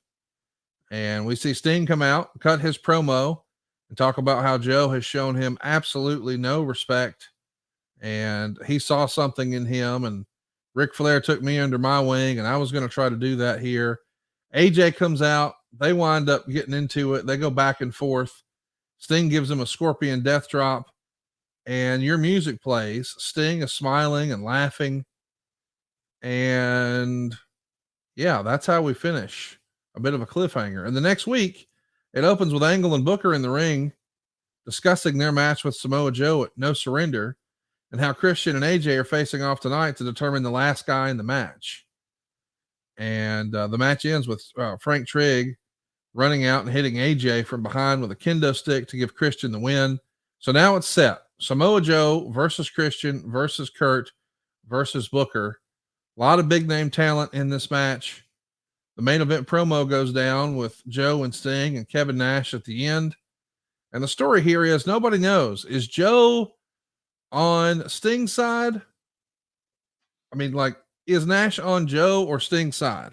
So we see, if you're watching on YouTube here, my world on youtube.com, Joe in the middle of the ring, and on one corner you've got Sting, and on the other corner you've got Kevin Nash. And Sting mentions your name. He says, you know, that he knows that you have his attention and he has your attention. And Tenay closes the show with, I know Jeff Jarrett, and I know he's never backed down from a challenge in his life. And this is the first time the announcers have said your name. Storytelling wise, are we getting too deep in the woods here? Is there too much saga and too much drama here and too many moving parts with, there's 4 guys in the main event. Is Sting in or out? Where's Kevin Nash? Here's Jeff Jarrett. It's starting to feel a little hard to follow. Is it not? hindsight, spot on. In Yeah. the middle of it, there was a comment in one of the notes that why in the world would Mike Tenay and Don West play dumb? Yeah. You will. If you think from a executive producer point of view that I would ever try to get Mike Tenay to play dumb, folks, his nickname is the Professor. That's exactly why you hire him, to not be dumb. But on the flip side of that, I understand it. But here was the logic going into it, that Mike, Don, just lay out. Let the package speak for itself. Let's not try to shove Jeff down their throat or this opinion or that opinion. Let's let it, the story. And I can remember kind of having these conversations. Let's organically let it all develop. Well, the viewer, and I'm going to say, Dave watches a lot, or whoever he has watched a lot, or Wade Keller or whatever, their interpretation was Mike and Don are stupid. Okay, I don't fault them for that. That's on me as a producer. I should have closed that gap somehow to even have Mike just make a very short addressing comment. So it would have kind of closed that loop. But like you said, Conrad, back to your comment, getting too many layers of the onion, it's the nature of the beast. Damn. Because you're trying to sell the one match going into the pay-per-view, but you got to tell your episodic story. But, oh, yeah, we're going to Bound for Glory, and so it's got to be a slow build for Jeff, and that Bound for Glory isn't this month. It's next month. But how are we going to start integrating him? Oh, let's use Sting. I mean, yes, it gets complicated. But, Conrad, just the clarity we get from doing My World, the monthly pay-per-views, wow. It really, really, really creates a creative issue, if you will, because you're trying to tell so many stories and get them to payoffs when they're not ready. It's announced that the Gillespie agency, or they actually make the announcement that Mick Foley has signed a short-term deal with TNA. It's a combination of both a deal with TNA and Spike TV. Tell me how that deal came together. I mean, this is a big time name and a big star and a big signing, and somebody you probably once upon a time thought was unattainable for TNA. And now here you are, you land him here in late summer 2008. How does this come together? I don't know the exact ins and outs of what happened with him in WWE, but obviously he became on the open market. And there's no bigger fan of Mick Foley than Jeff Jarrett. Me and Mick, I feel like we almost started together because he came to Tennessee, in the late 80s. And then, we paired him up with Robert Fuller, and then he went out to Texas and had success there. So the first two territories he really worked were for my family. So we go way, way back. But to see him evolve as a character, and obviously the Taker match, the Hell in the Cell, and the evolution, but his promo skills and his by this time, his legendary run, when he came on the open market, it was an absolute no-brainer. And he wasn't real sure how he wanted to kind of navigate his career at the time. Maybe this is at the beginning of his spoken word tours. He had come off, I don't know how many books he had written at this time, one or two. But Mick, just obviously, the world knows how successful and introspective and articulate he is, but to get him to be a part of the brand again was a huge win. And Mick's an easy negotiation. Barry Bloom, I've said it many, many times, he's top 5 smartest guys in the history of professional wrestling. I say that with the facts, not an opinion. Barry and myself's conversations, and to get Mick on board, Spike loved it. It was another, because he had a relationship with Viacom. So it was a win-win-win. And as we got into the Main Event Mafia, in a lot of ways, Mick was super valuable to that story. It's a big deal to have Mick involved here. And you've got so many big name stars now. You got Samoa Joe, you got Mick Foley, you got Kevin Nash, you got Kurt Angle, you got Booker T, you got Christian, you got AJ Styles, you got a ton of talent and you're trying to do monthly pay-per-views and tell stories. So you're trying to churn some TV. There's no other way to say it. The go home impact, we see Kevin Nash trying to set Joe up to have 3 matches against quote unquote unknown opponents to see if he's ready with what he's going to have to deal with at the pay-per-view. The 3 guys chosen are Johnny Devine, Lance Rock, who we know now as Lance Archer, and Tomko. Yeah, Tomko's back after you fired him. Joe dispatches them in 8 minutes, and Nash declares that Joe's ready. And then there's an odd match between a now babyface Abyss and a now babyface Christian that ends with Angle and Booker interfering for a DQ. Matt Morgan's going to get involved, and clearly we're trying to push Matt Morgan here.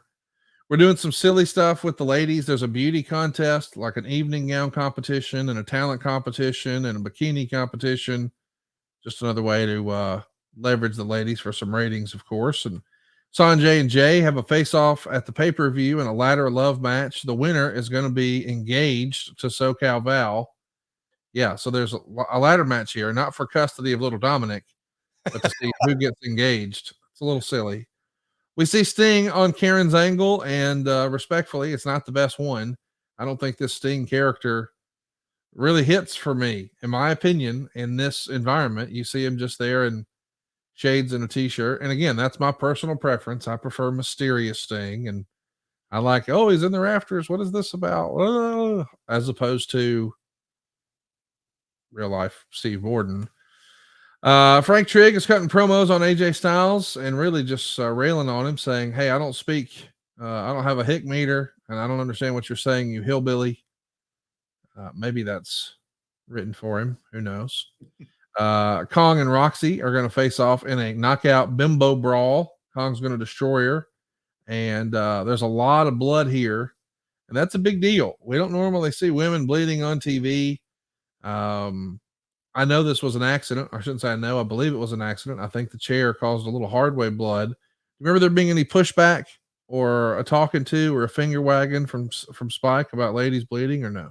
I doubt it, and I'm sure we did our best to edit it down. Probably live. It was a lot of work, but I'll say this diplomatically. Fortunately, it was Roxy. Her character, gratuitous blood, wouldn't have been the worst thing for her by any stretch. She was a gritty, badass girl. It's a different time, a different era, but we do see some controversial stuff here. When Brother Ray comes down to ringside, and he's going to hold Abyss in place as Brother Devon nails him flush with a chair shot. And Meltzer would say, seriously, those have to stop. And if they don't, and Abyss ends up with complications from concussion syndrome, that's on Dixie Carter and Jeff Jarrett. They're leaving themselves open to a lawsuit from Abyss or his family when he's taking flush chair shots to the skull 2 years after we learned about the concussion syndrome. What do you remember about that changing, if anything? Like when we start to learn about CTE, do you remember there being an edict or did things officially change in a formal capacity, like what you could or couldn't do with a chair shot in TNA? I don't know if they officially, and here's where I'll call it the territory days, Conrad. It was even the oldest of oldest timers or whatever it is, or a Terry Funk in the dressing room. Hey man, I'm coming to the ring with a chair. Make sure you get your hand up. I mean, it was kind of by design. Take care of yourself. But there came and I don't know, boy, that'd be a nice little study. When did the business change and to the point of, oh man, I'm gonna do this for real? Wait, isn't that what we've been trying to do since the beginning of time? Make it appear real? Yes. But not real? Yes. Like I can't see your face, but I can only imagine. Like I don't know, because that image you just showed of Bubba holding Abyss's hands down and him cracking him over the head with the chair. Yes, it looked good, but was it needed? I don't, in light of all the concussion talk, I don't know. And look, I've taken my fair share, especially the period when I worked with the Moondogs, and I talked about getting the X-ray and all that kind of stuff. Yeah, there were unprotected headshots. I do the guitar thing, and that's, you know, that's up for debate. But you know, the crack on the head with a steel chair or a board, you know, there's ways to do it and there's ways not to do it. But I don't think in TNA we had a official rule book on. Well, maybe we did when the rule book came out during that little time. I don't know, Conrad. Good question. Have to dig that up. Maybe one of our crackpot assistant researchers can dig up a TNA handbook. I don't. Maybe we did. Maybe we didn't. I don't know. I just think it's on a case by case basis. The headshots, and there's no need to take a gratuitous one.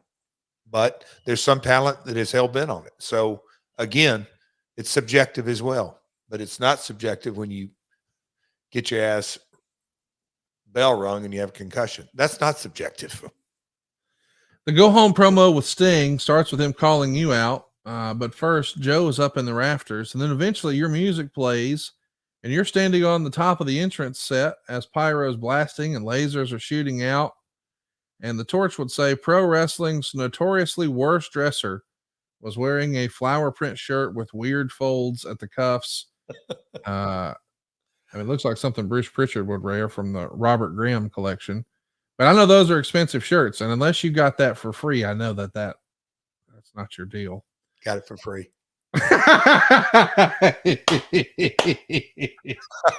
I did. I love that I have you pegged. So listen, let's talk about the ratings before we get to the pay-per-view. The first show in the build for this drew a 0.9, but on August 21st, it did a 1.1, and that's the highest in the 18 to 34 demo because it did a 0.95. We should notice that it's Awesome Kong and Gail Kim that drew that rating, but it actually, believe it or not, drops for Styles and Kurt in a ladder match, which to me is like, what? But it tells you what they were doing. We should also mention that you're able to convert 20,000 buys for No Surrender, same as No Surrender from the year before, but it is down 15,000 from the month prior at Hard Justice. But this monthly pay-per-view era, it's a grind, is it not? I mean, how do you come up with compelling stories that people are going to pull out their credit card every 30 days? That's a tough deal, no? So those ratings that you gave, they may or may not have been demo, but viewers is about 1.5, 1.6, 1.7 million viewers. So when you kind of start looking at all this and the conversion rate and everything that goes with it, here's the thing that I believe is, yeah, I know you could go create data out of this and do all this, but it's, to me, I call it, this is prior to the Apple Wallet generation. Pay-per-view in these days, industry expert talks about how, yes, they're still pirated, but nothing like they were 20 years ago.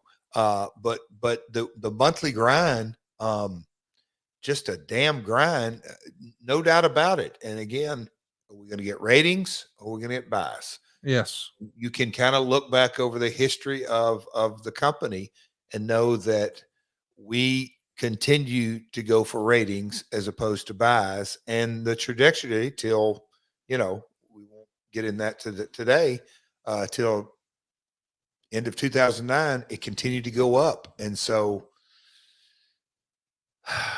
it's the $1 million question. Was it debatable? But it was profitable. I'll say that we were running in black. Well, we wouldn't be TNA if there wasn't something stacked against us. The odds are stacked against us on this pay-per-view and the main event, which, as you recall, we've been building for a month now, where we've got these different folks qualifying to be in the four-way dance for the world title with Samoa Joe. One of those first folks to qualify was Booker T, and he's not here. Not his fault, but Hurricane Ike has shut down the Houston airport where Booker leaves, so he can't get there to the show. And Sting is there, and I guess there was thought that, hey, he could have been a suitable replacement, but they think, no, we need to save that for Bound for Glory. Kevin Nash had done promotional work for the show, but he's not flown in. And Meltzer would even say, frankly, he would have hurt the main event. And there's, well, a decision to make. What do we do? And the decision is we won't announce a replacement at all. And they don't announce that Booker's not going to be there. So during the main event, instead of it being an advertised 4-way, it's a 3-way with Samoa Joe, Christian Cage, and Kurt Angle. Of course, they see Booker T, the ticket paying audience, they see Booker T as a big WCW and then WWE star, and he's not here. So you actually get "We Want Booker" chants during the main event.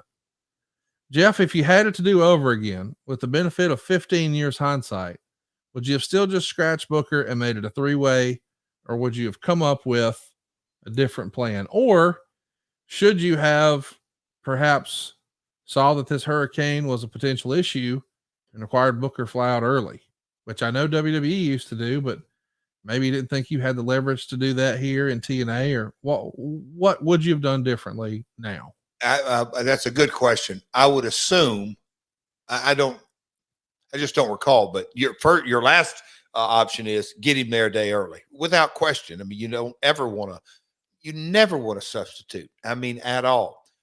The things that jumped off the page, hindsight's 2020, is, did we not announce before we went live to the live crowd that Booker will not be here? Or did we make the decision, and wrongly, I'll admit, it all falls on my shoulders, that we're just going to let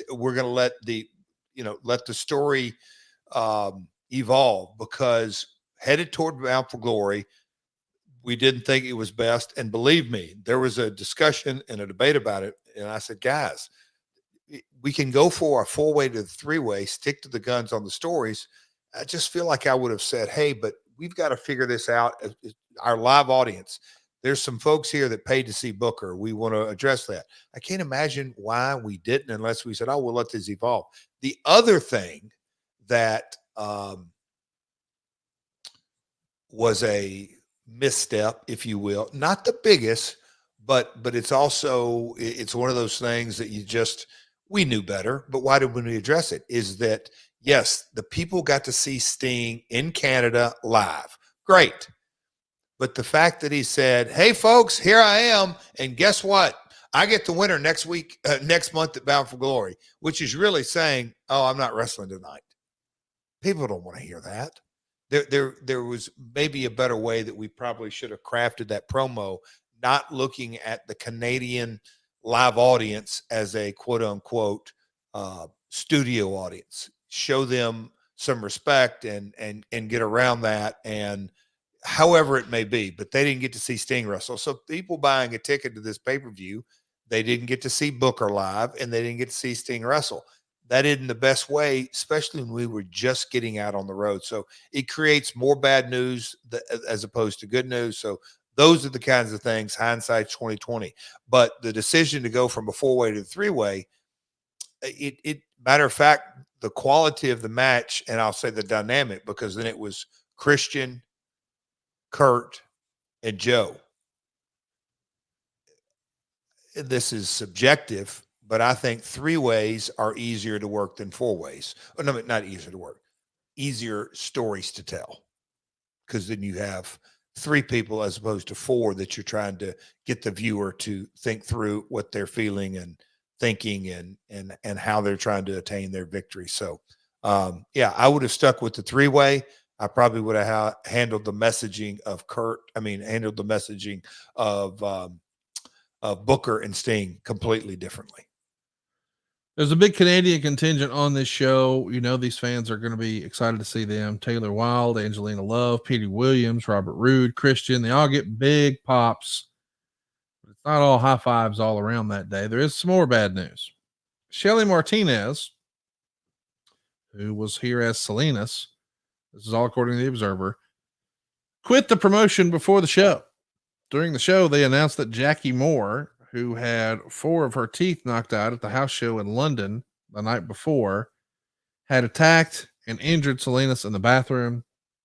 Martinez wrote on her MySpace account that she was leaving to film an Italian movie, which she started to work on this week. They wanted her to come in and film a departure angle, but she decided against coming. Her contract was expiring before the end of the year, and she was uncertain over her future. The idea of breaking up LAX for Hernandez to go to as a single resurfaced as of late, with the idea of doing a tag match, likely against Spear Money, doing the stip that LAX would break up if they lost.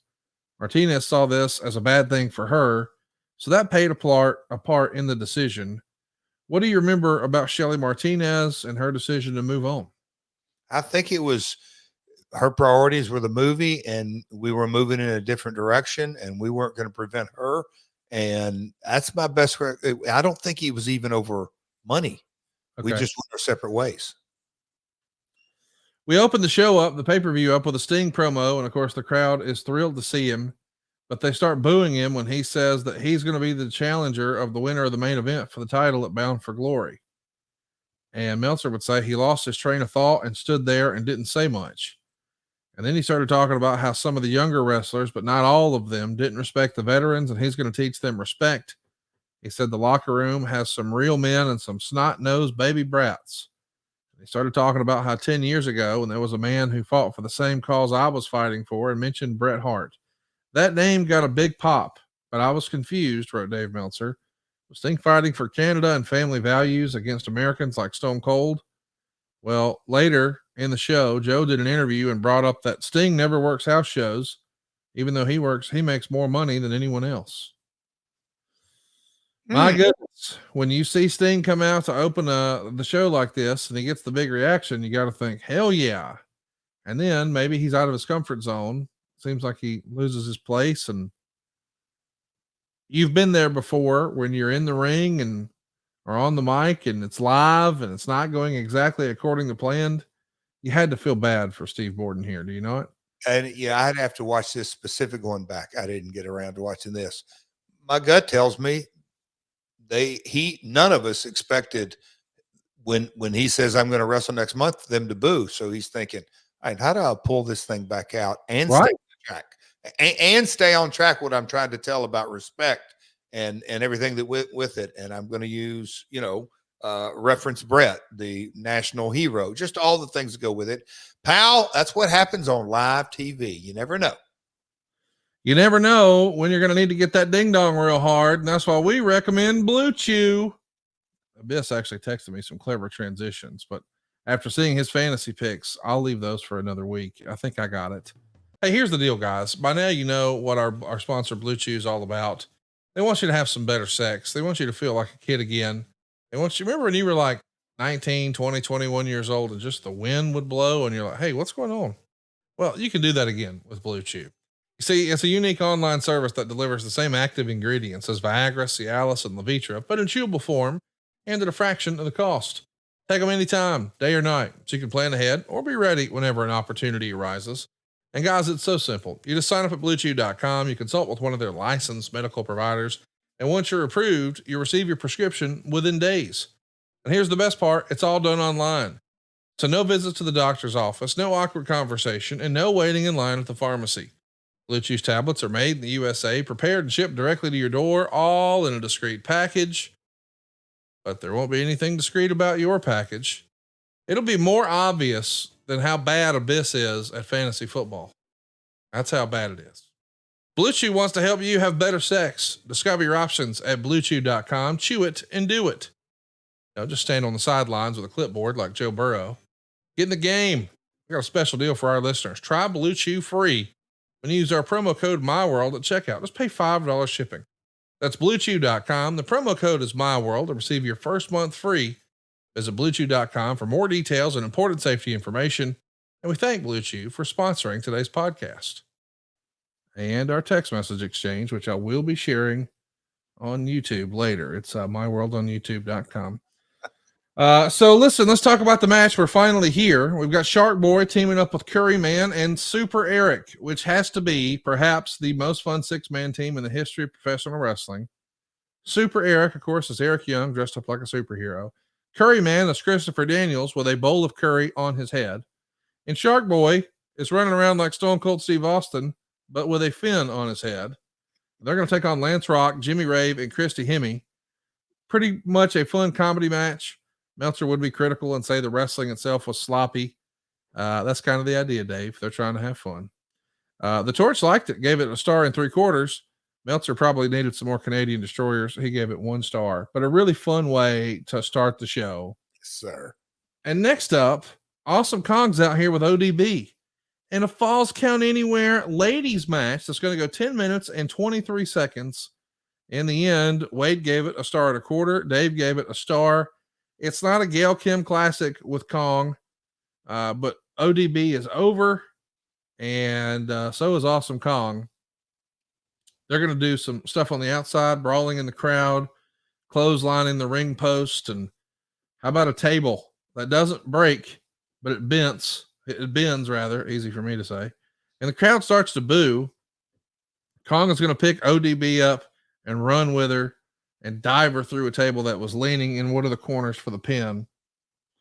Are you ever nervous about doing table spots with the ladies in 08? I mean, I realize things have changed. Over the weekend, we saw Tiffany Stratton and Becky Lynch have a hell of a match, and there were tables and ladders and chairs, oh my, involved with that. But in 08, was anyone cautious about, do we really want to do this? Or were times changing and folks on board with it? The question might not have been, do we really want to do this? I would ask, do we really need to do this? There you go. That kind of mentality. And, the ladies were so eager to just like top themselves week after week after week. And I would say, hey man, in a lot of ways, I hear you. I respect that, but let's not break let's not try to fix what's broke. Let's just keep the uniqueness of our division is all of you ladies have different personalities and different personas, and it's clicking.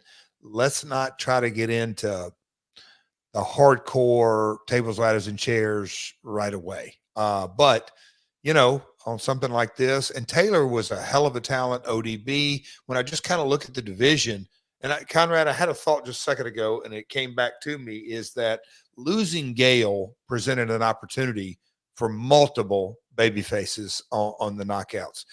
We just went through a period here recently where a lot of guys got released. And, I was sitting there looking at the picture of Daniels and Eric Young and Shark Boy. And I've been even thought to myself and asked through the years, like, why in the world would you have Eric Young be in this character or Chris Daniels be in this character? Because they could do it and do it well. The other thing that just kind of jumps off the page, when you look at a roster, you have to have turnover. It's just, that's the nature of our industry. If you keep the same roster over and over and over, it then not just one person, I don't say gets stale, but one person, then kind of the whole roster. So turnover is good.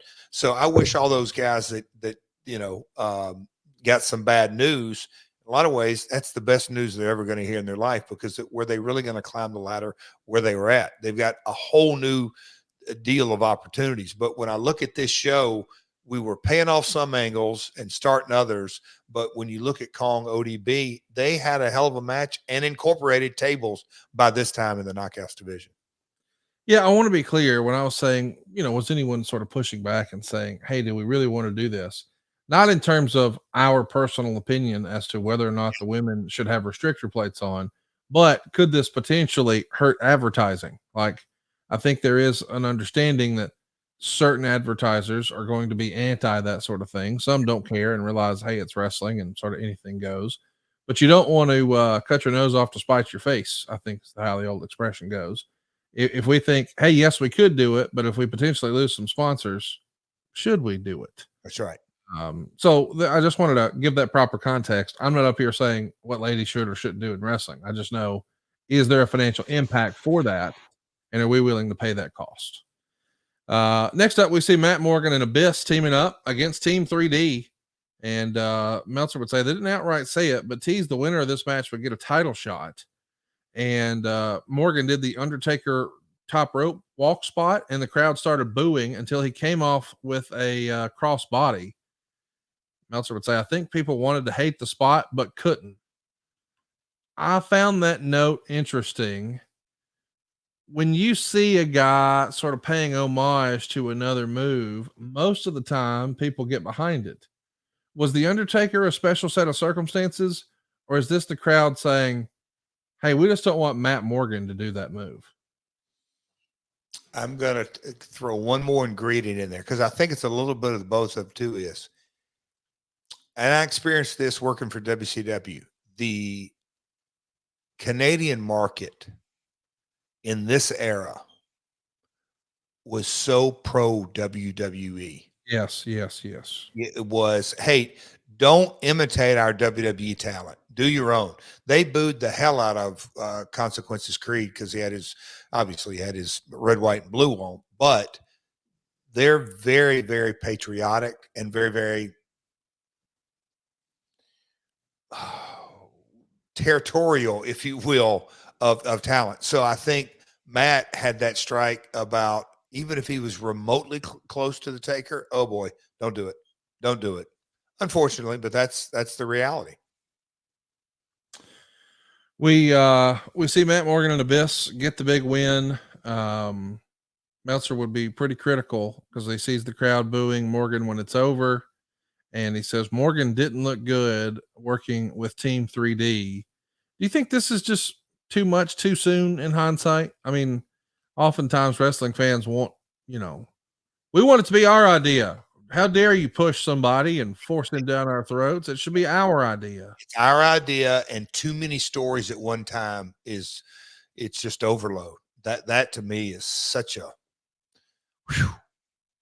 that'll really, really create disinterest in a product. I believe too many stories. Too confuse them, you lose them, pal.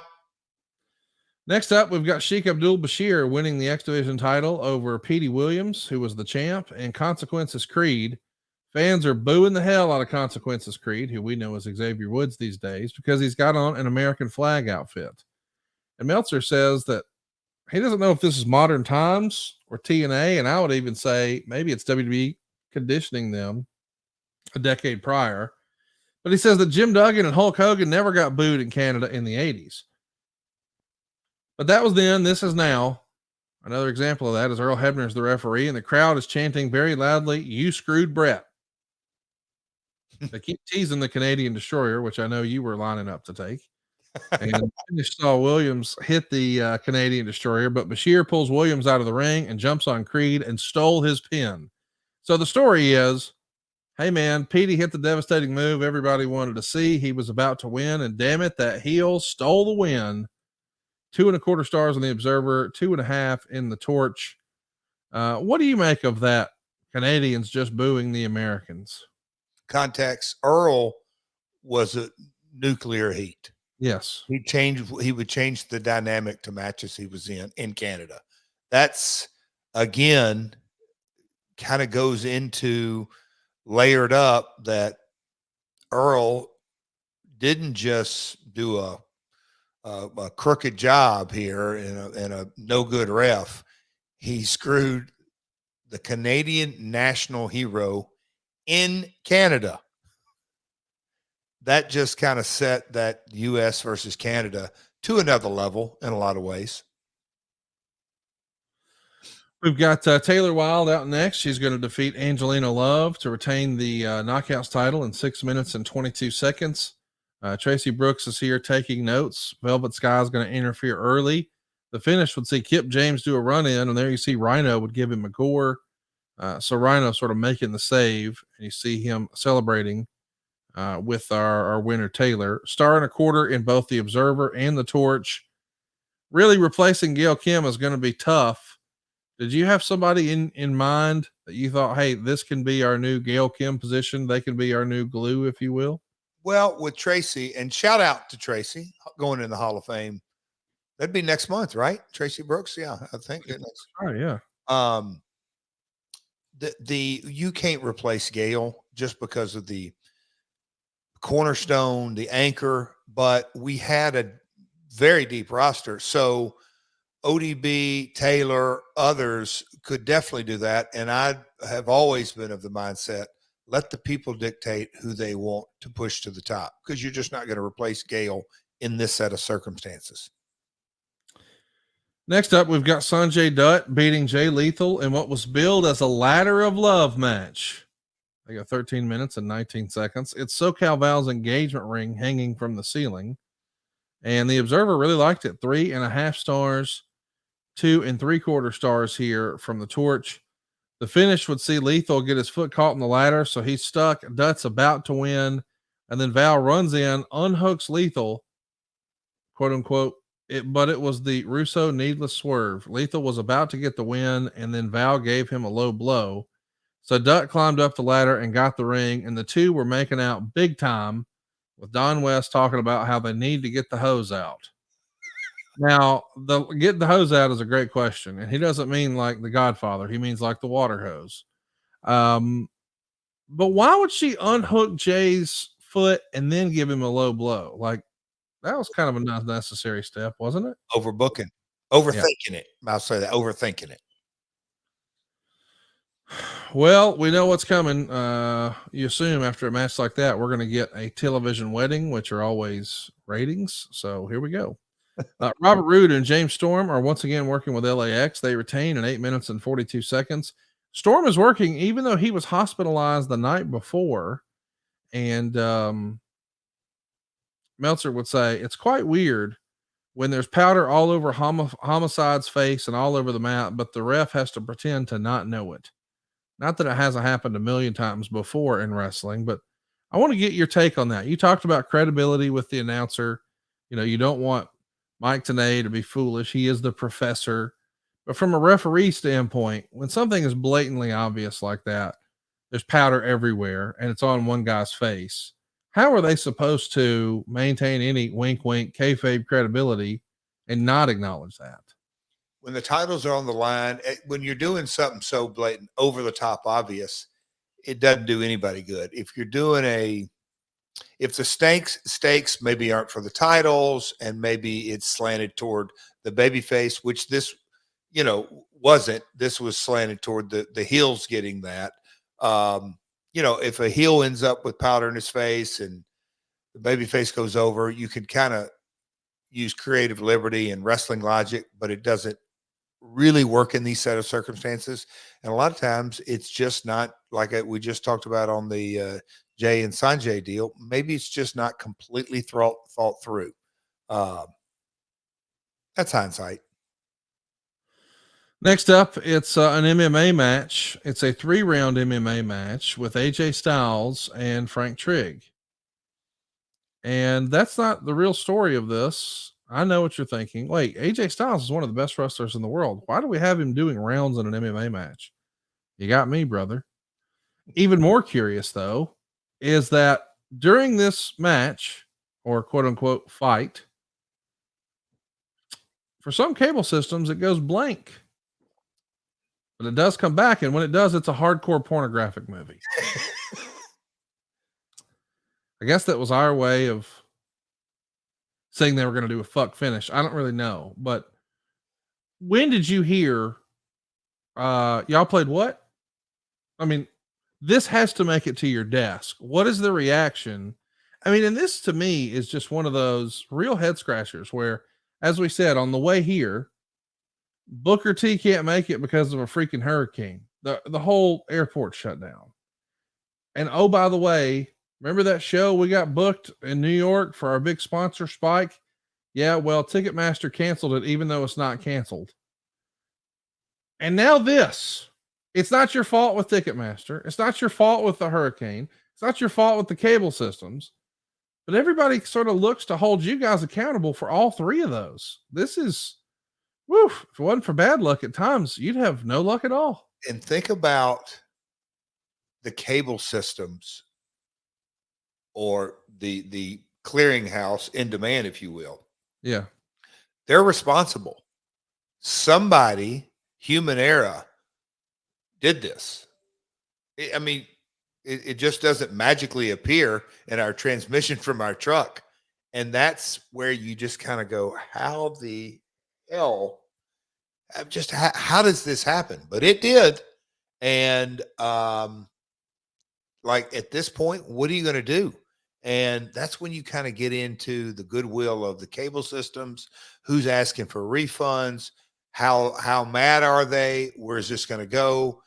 is it going to be over and done with in 24 hours, or is this going to keep going? It's one of those things that is so far out of your control. All you can do is tell me the news. I want all of it. Don't give me half of it. Tell me all the bad news now so we kind of know where to go. And I don't think anything really came out of this, but kind of you can only imagine. Put yourself in my shoes.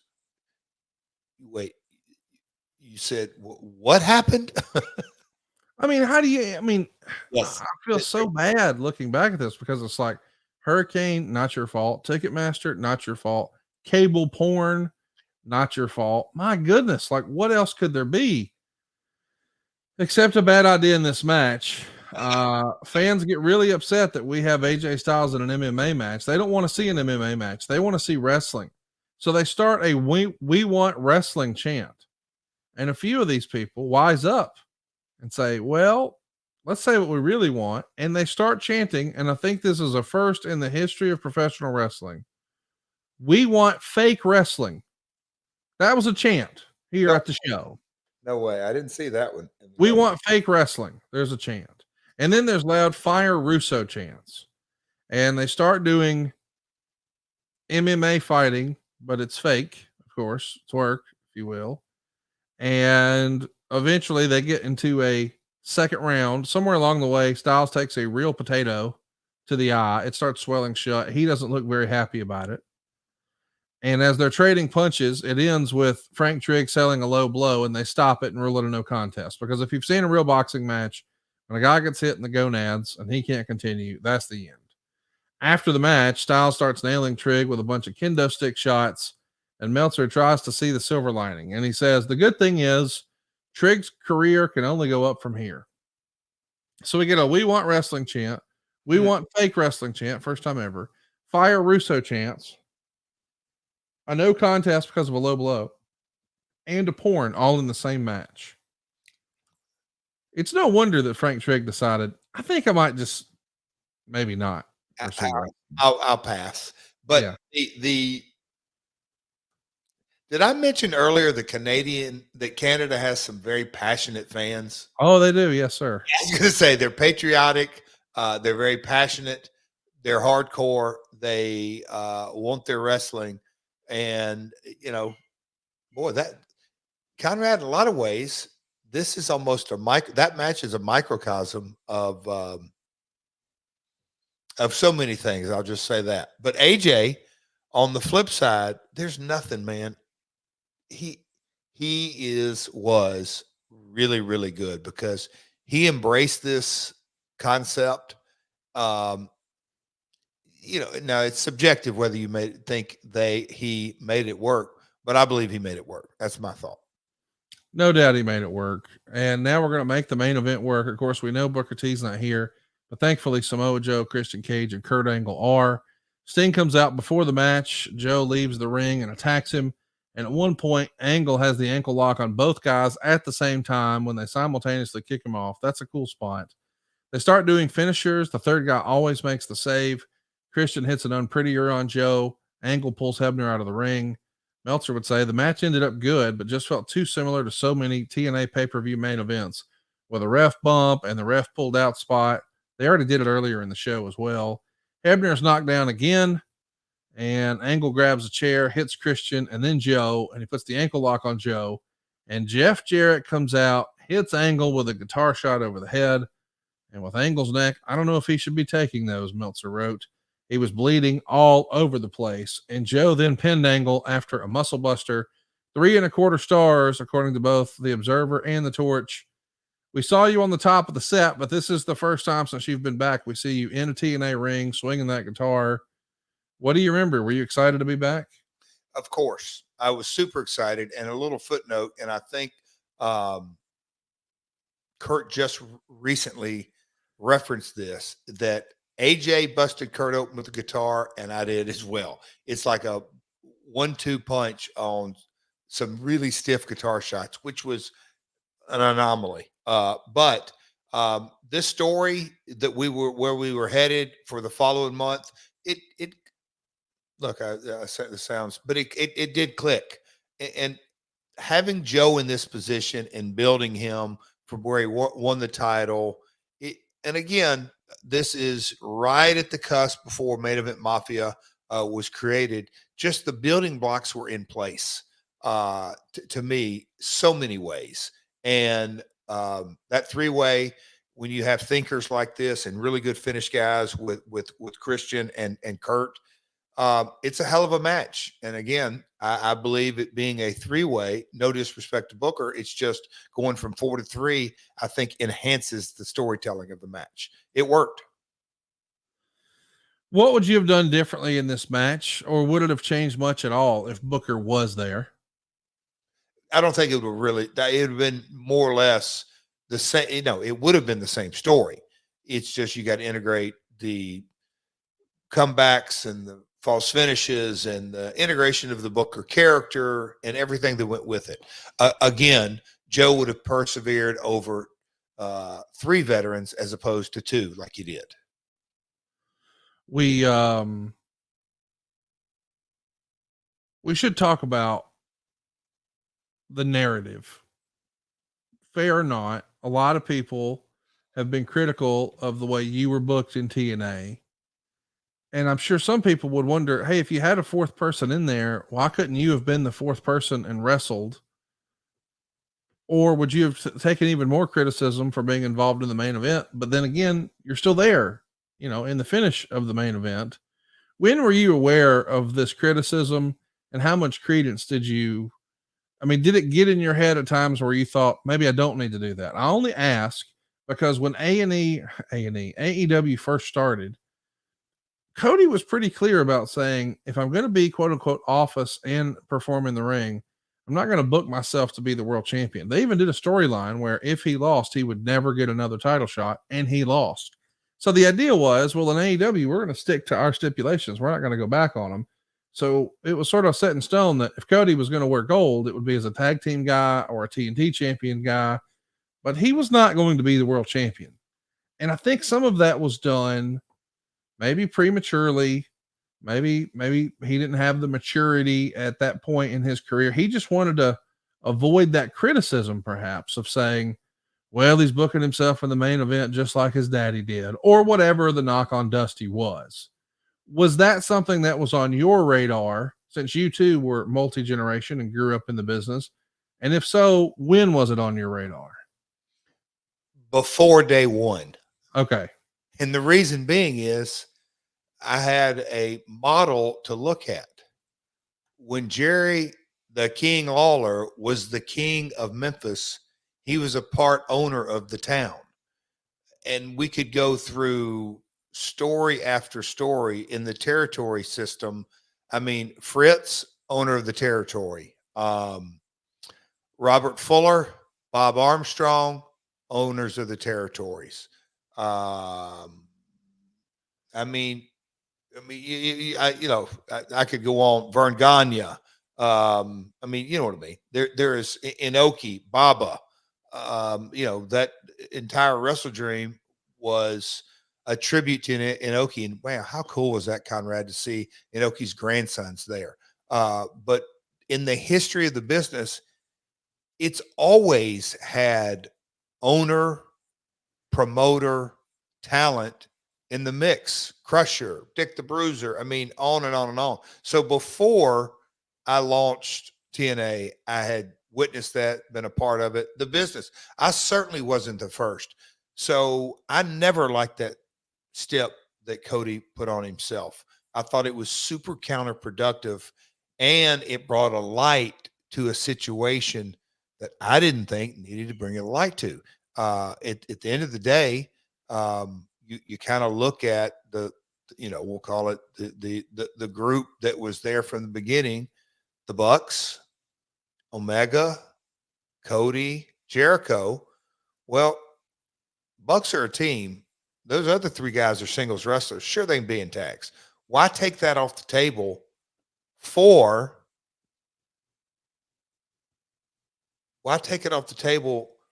your consumers? You're almost judging your consumers before, and I get it. Avoid the criticism and all that. I just felt it was the wrong reason. So, Conrad, obviously hindsight's 2020. When you look at it now and know that from the day we signed Kurt I was never in the world title picture. Never. Before that, and especially in the days of not being able to afford long-term contracts, we've talked about it ad nauseum, safety valves and thought processes and the heel, and that's another thing. When you kind of look at the ebbs and flows of the business on all the companies out there, and I'm talking about not just WWE and AEW, but the impacts and just in AAA. I got caught up on that a couple of weeks ago. When you kind of look at the ebbs and flows of, is it going to be a babyface territory or a heel territory? And I used to love to hear those discussions from old timers and thoughts on that. And I don't think there's a right or wrong. I think it's much more of a timing basis. When you're starting a company and building things, I think you almost have to go with the heel champion. And look, you got to switch it off and on, but I just think there's more money in the chase. I think there always has been. And I think you kind of look at the bloodline story. How long has it been since Roman got beat? Over 1,000 days? Years, yeah. Yeah, I mean, I guess he lost in a tag match, but yeah. I mean, you know where as far as the centerpiece, it's the chase. It's the chase. There's always more money in that. So, yes, Conrad, I gave you a long-winded question, but I was aware from it from day one. But to steal a phrase from someone, always do what's best for business. Dylan Leahy wants to know, did the company know Kurt had a pretty bad substance abuse problem during this time? Of course, a lot of that has been detailed in new documentaries that have come out, but when was that on your radar, and what was the approach from a corporate standpoint? Was that something that Dixie handled or talent relations handled, or? Well, I mean, it literally from day one, everyone was aware. He left the WWE under circumstances that he's working 20 to 25 days a month. That's unsustainable for him at this time. Go to a lighter load, lighter schedule. It's much better. And you kind of look at, okay. And that's, in 08, I mean, we were clicking along there. To my best recollection, there weren't issues. It wasn't until 10, 11, 12 or 11, 12, 13, when and it's a disease that it's incurable disease. You can only put it in remission. Andrew Love just wants you to know that he was born and raised here in Ontario until moving across the country last summer. He had the opportunity to be live at this show. He was 8 years old when it happened, and it's one of the greatest nights of his childhood. Wow. So it's nice to know that, every now and again we get on here. Well, say every now and again, every week we get on here and we beat you up about what the critics said. But sometimes we get to hear from the fans in the arena, and man, they have a totally different perspective. Yeah. Bryant says, with UFC being on Spike, how important was having that MMA crossover with these MMA matches? It wasn't mandated by any stretch, but it was good programming, and Spike liked having UFC components or MMA components, whether it's Bobby Lashley or Frank Trigg or whatever it may be. We had the match with Joe and Kurt that had much more of a MMA style as well. So we leaned into that. Again, folks don't understand unless you can really do good recollection where the world was with MMA in this time than it is now. It's changed. Let's talk a little bit about the legalities here. Bobby has a great question. Jeff, was it a requirement for talent to get their passports and renew them in a timely manner? And was there ever an incident with this becoming an issue? That's something that, crawl, walk, run. And that was a Bob Ryder. It's, in so many ways, it's part being administrator, part being a babysitter, part being, hey guys, let me see, bring your passports to Orlando. We got to take photocopies of them. We got to file them. We got to give you your immigration papers. All part of doing an international show. We should certainly remind everybody that you can see all of this great Impact stuff we've been talking about using the Impact Plus app. If you haven't signed up for Impact Plus yet, we strongly encourage you to do so and use our promo code Jeff. That's impactwrestling.com/packages. impactwrestling.com/packages. Use our promo code Jeff. And we're going to be taking a look next week at the biggest show of the year, Bound for Glory. You'll be back taking on Kurt Angle. Samoa Joe will be defending his title against Sting. We've got the Steel Asylum. We've got Flaming Tables. We've got Steve McMichael and so much more. And of course, more hate heaped on Joe Burrow Jr., Mr. Chris Park. Of course. Check it out. We'll be back next week for all things My World. But before we do, we want to remind you, no better place to advertise than right here on the program. You hear some of the same sponsors week in, week out. Why is that? Well, because it really works. If you're looking for men 25 to 54, boy, we got them. And we can make it affordable to talk about your product at advertisewithJArrett.com. That's advertisewithJArrett.com. You can also keep up with us over on YouTube. That's the easiest, cheapest, best way to support the program. That's My World on YouTube.com. We've got lots of fun swag and great merch opportunities available for you over at boxofgimmicks.com as well. And we would love to have your interactions on social. Jeff's pretty active at Real Jeff Jarrett. I am at Hey, it's Conrad on Twitter. At Hey, it's Conrad Thompson on Instagram. But our show is at My World Pod on Twitter, Facebook, and Instagram. Yes, I know it's X. I'm going to call it Twitter forever and ever. Amen. Jeff, I love talking about old school TNA with you. I feel like we learn a lesson or two about the way the business was then, and we can draw some parallels to now. And we get to talk a little bit of football. This week, Alabama is going to be playing Texas A&M. Who's Tennessee got? Oh my gosh. Who do we have? I don't know, buddy. What the heck? Who do we have? I think you're off this week. That's why you didn't know. You're off this week, and next week you play Texas A&M. So we get to use what you and I would call football math, because we're going to play Texas A&M this week, stomp a mud hole in them, walk it dry, and you're going to play them next week. Both the Tennessee Volunteers and the Alabama Crimson Tide have the same record. Now, y'all are ranked 22nd because you don't have Nick Saban, if we're honest, and we're ranked 11 because we do have Nick Saban, but we have the same record, and we're in the same conference. And we're going to play in a couple of weeks. It's the third Saturday in October, if you're not familiar with that nationally, but October 21st, Alabama is going to play Tennessee. And last year, I watched that at a place called Gringo Barbecue in Mexico City. And it was a wonderful game. I was delighted that y'all won because it was a back and forth contest, and I had fun. But this year, I think we're going to avenge the win. And I want you to be thinking about, what should we wager here on the program next week? Okay. All right. So let me ask you something real quick. Who do you guys play the week we play A&M?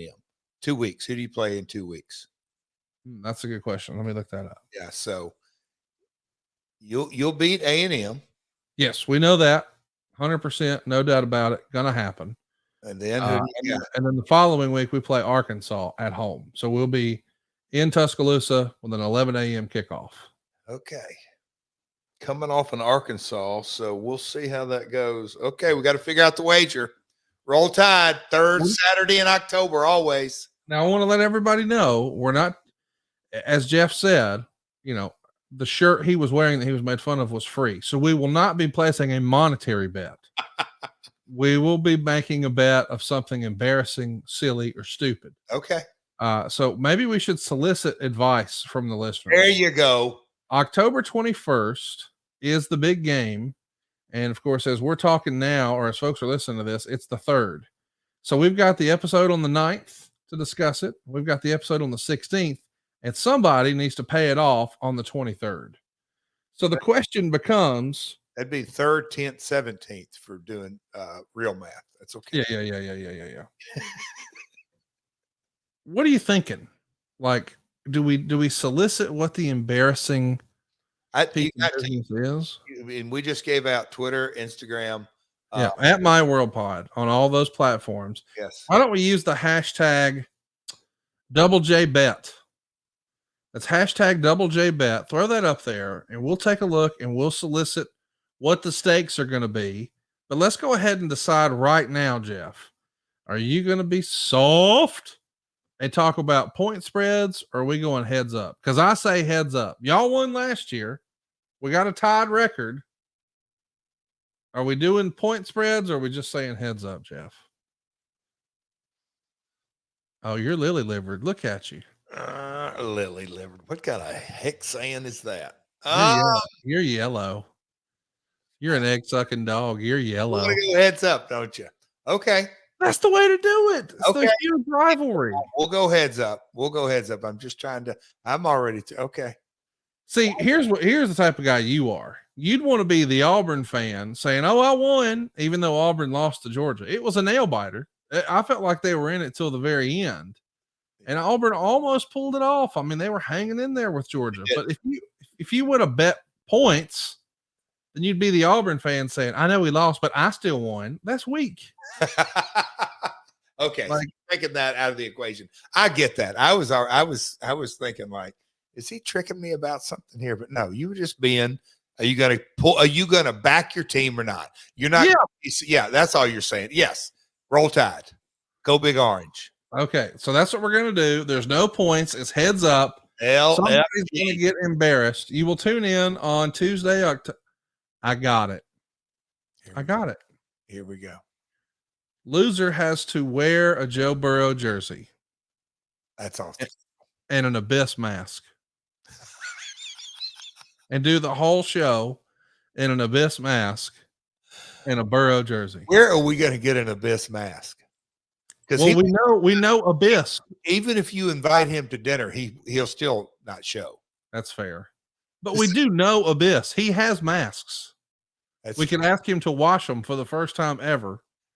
And that's a real cruel and unusual punishment, wearing an unwashed mask. Yeah, he'll drop ship it to us, right? Well, I mean, I think he could drop them in the mail right now, just preemptively, because he knows one of us is going to lose. Okay. And I'll see how big they make a Joe Burrow jersey. And dude, all right, you want to come up with something else? We'll come up with something else. We want your suggestions. Yeah, I was going to say on Twitter at MyWorldPod and use the hashtag #JBet. We'll talk about some of the better suggestions next week. We'll settle on one on the 17th. So 2 weeks from today, as you're listening to this, we'll settle on a bet.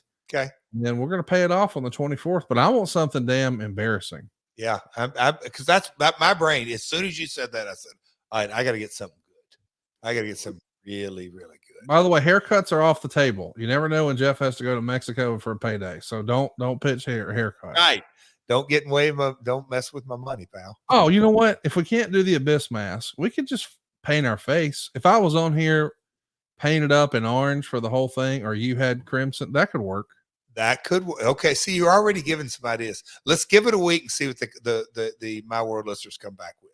It's at MyWorldPod. Use that hashtag #JBet and get ready. Next week, we're talking all things Bound for Glory 2008 right here on My World. Peace.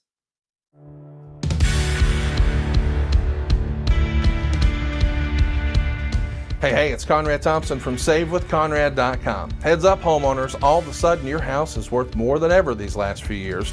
But what are we going to do with that newfound equity? No, I'm not suggesting you sell your house and go buy something else. But didn't we all make this decision when we bought a house where we said, hey, someday we'd like to, and one day it would be nice if, maybe it's the dream kitchen, maybe it's an in-ground pool, maybe it's a man cave. But you've got this newfound equity, and I think we should use some of that equity to turn your house into your dream home with no money out of pocket. But even better than that, we're routinely helping folks do this, and they wind up with a cheaper monthly payment. So if you got the dream house you always wanted, with no money out of pocket, and your payments went down, how easy is that? Find out how easy it is to turn your house into your dream home with no money out of pocket right now at SaveWithConrad.com. We can't wait to hear about your projects. Tell us what your dream is. We're going to help you make it happen at SaveWithConrad.com. NMLS number 65084, Equal Housing Lender.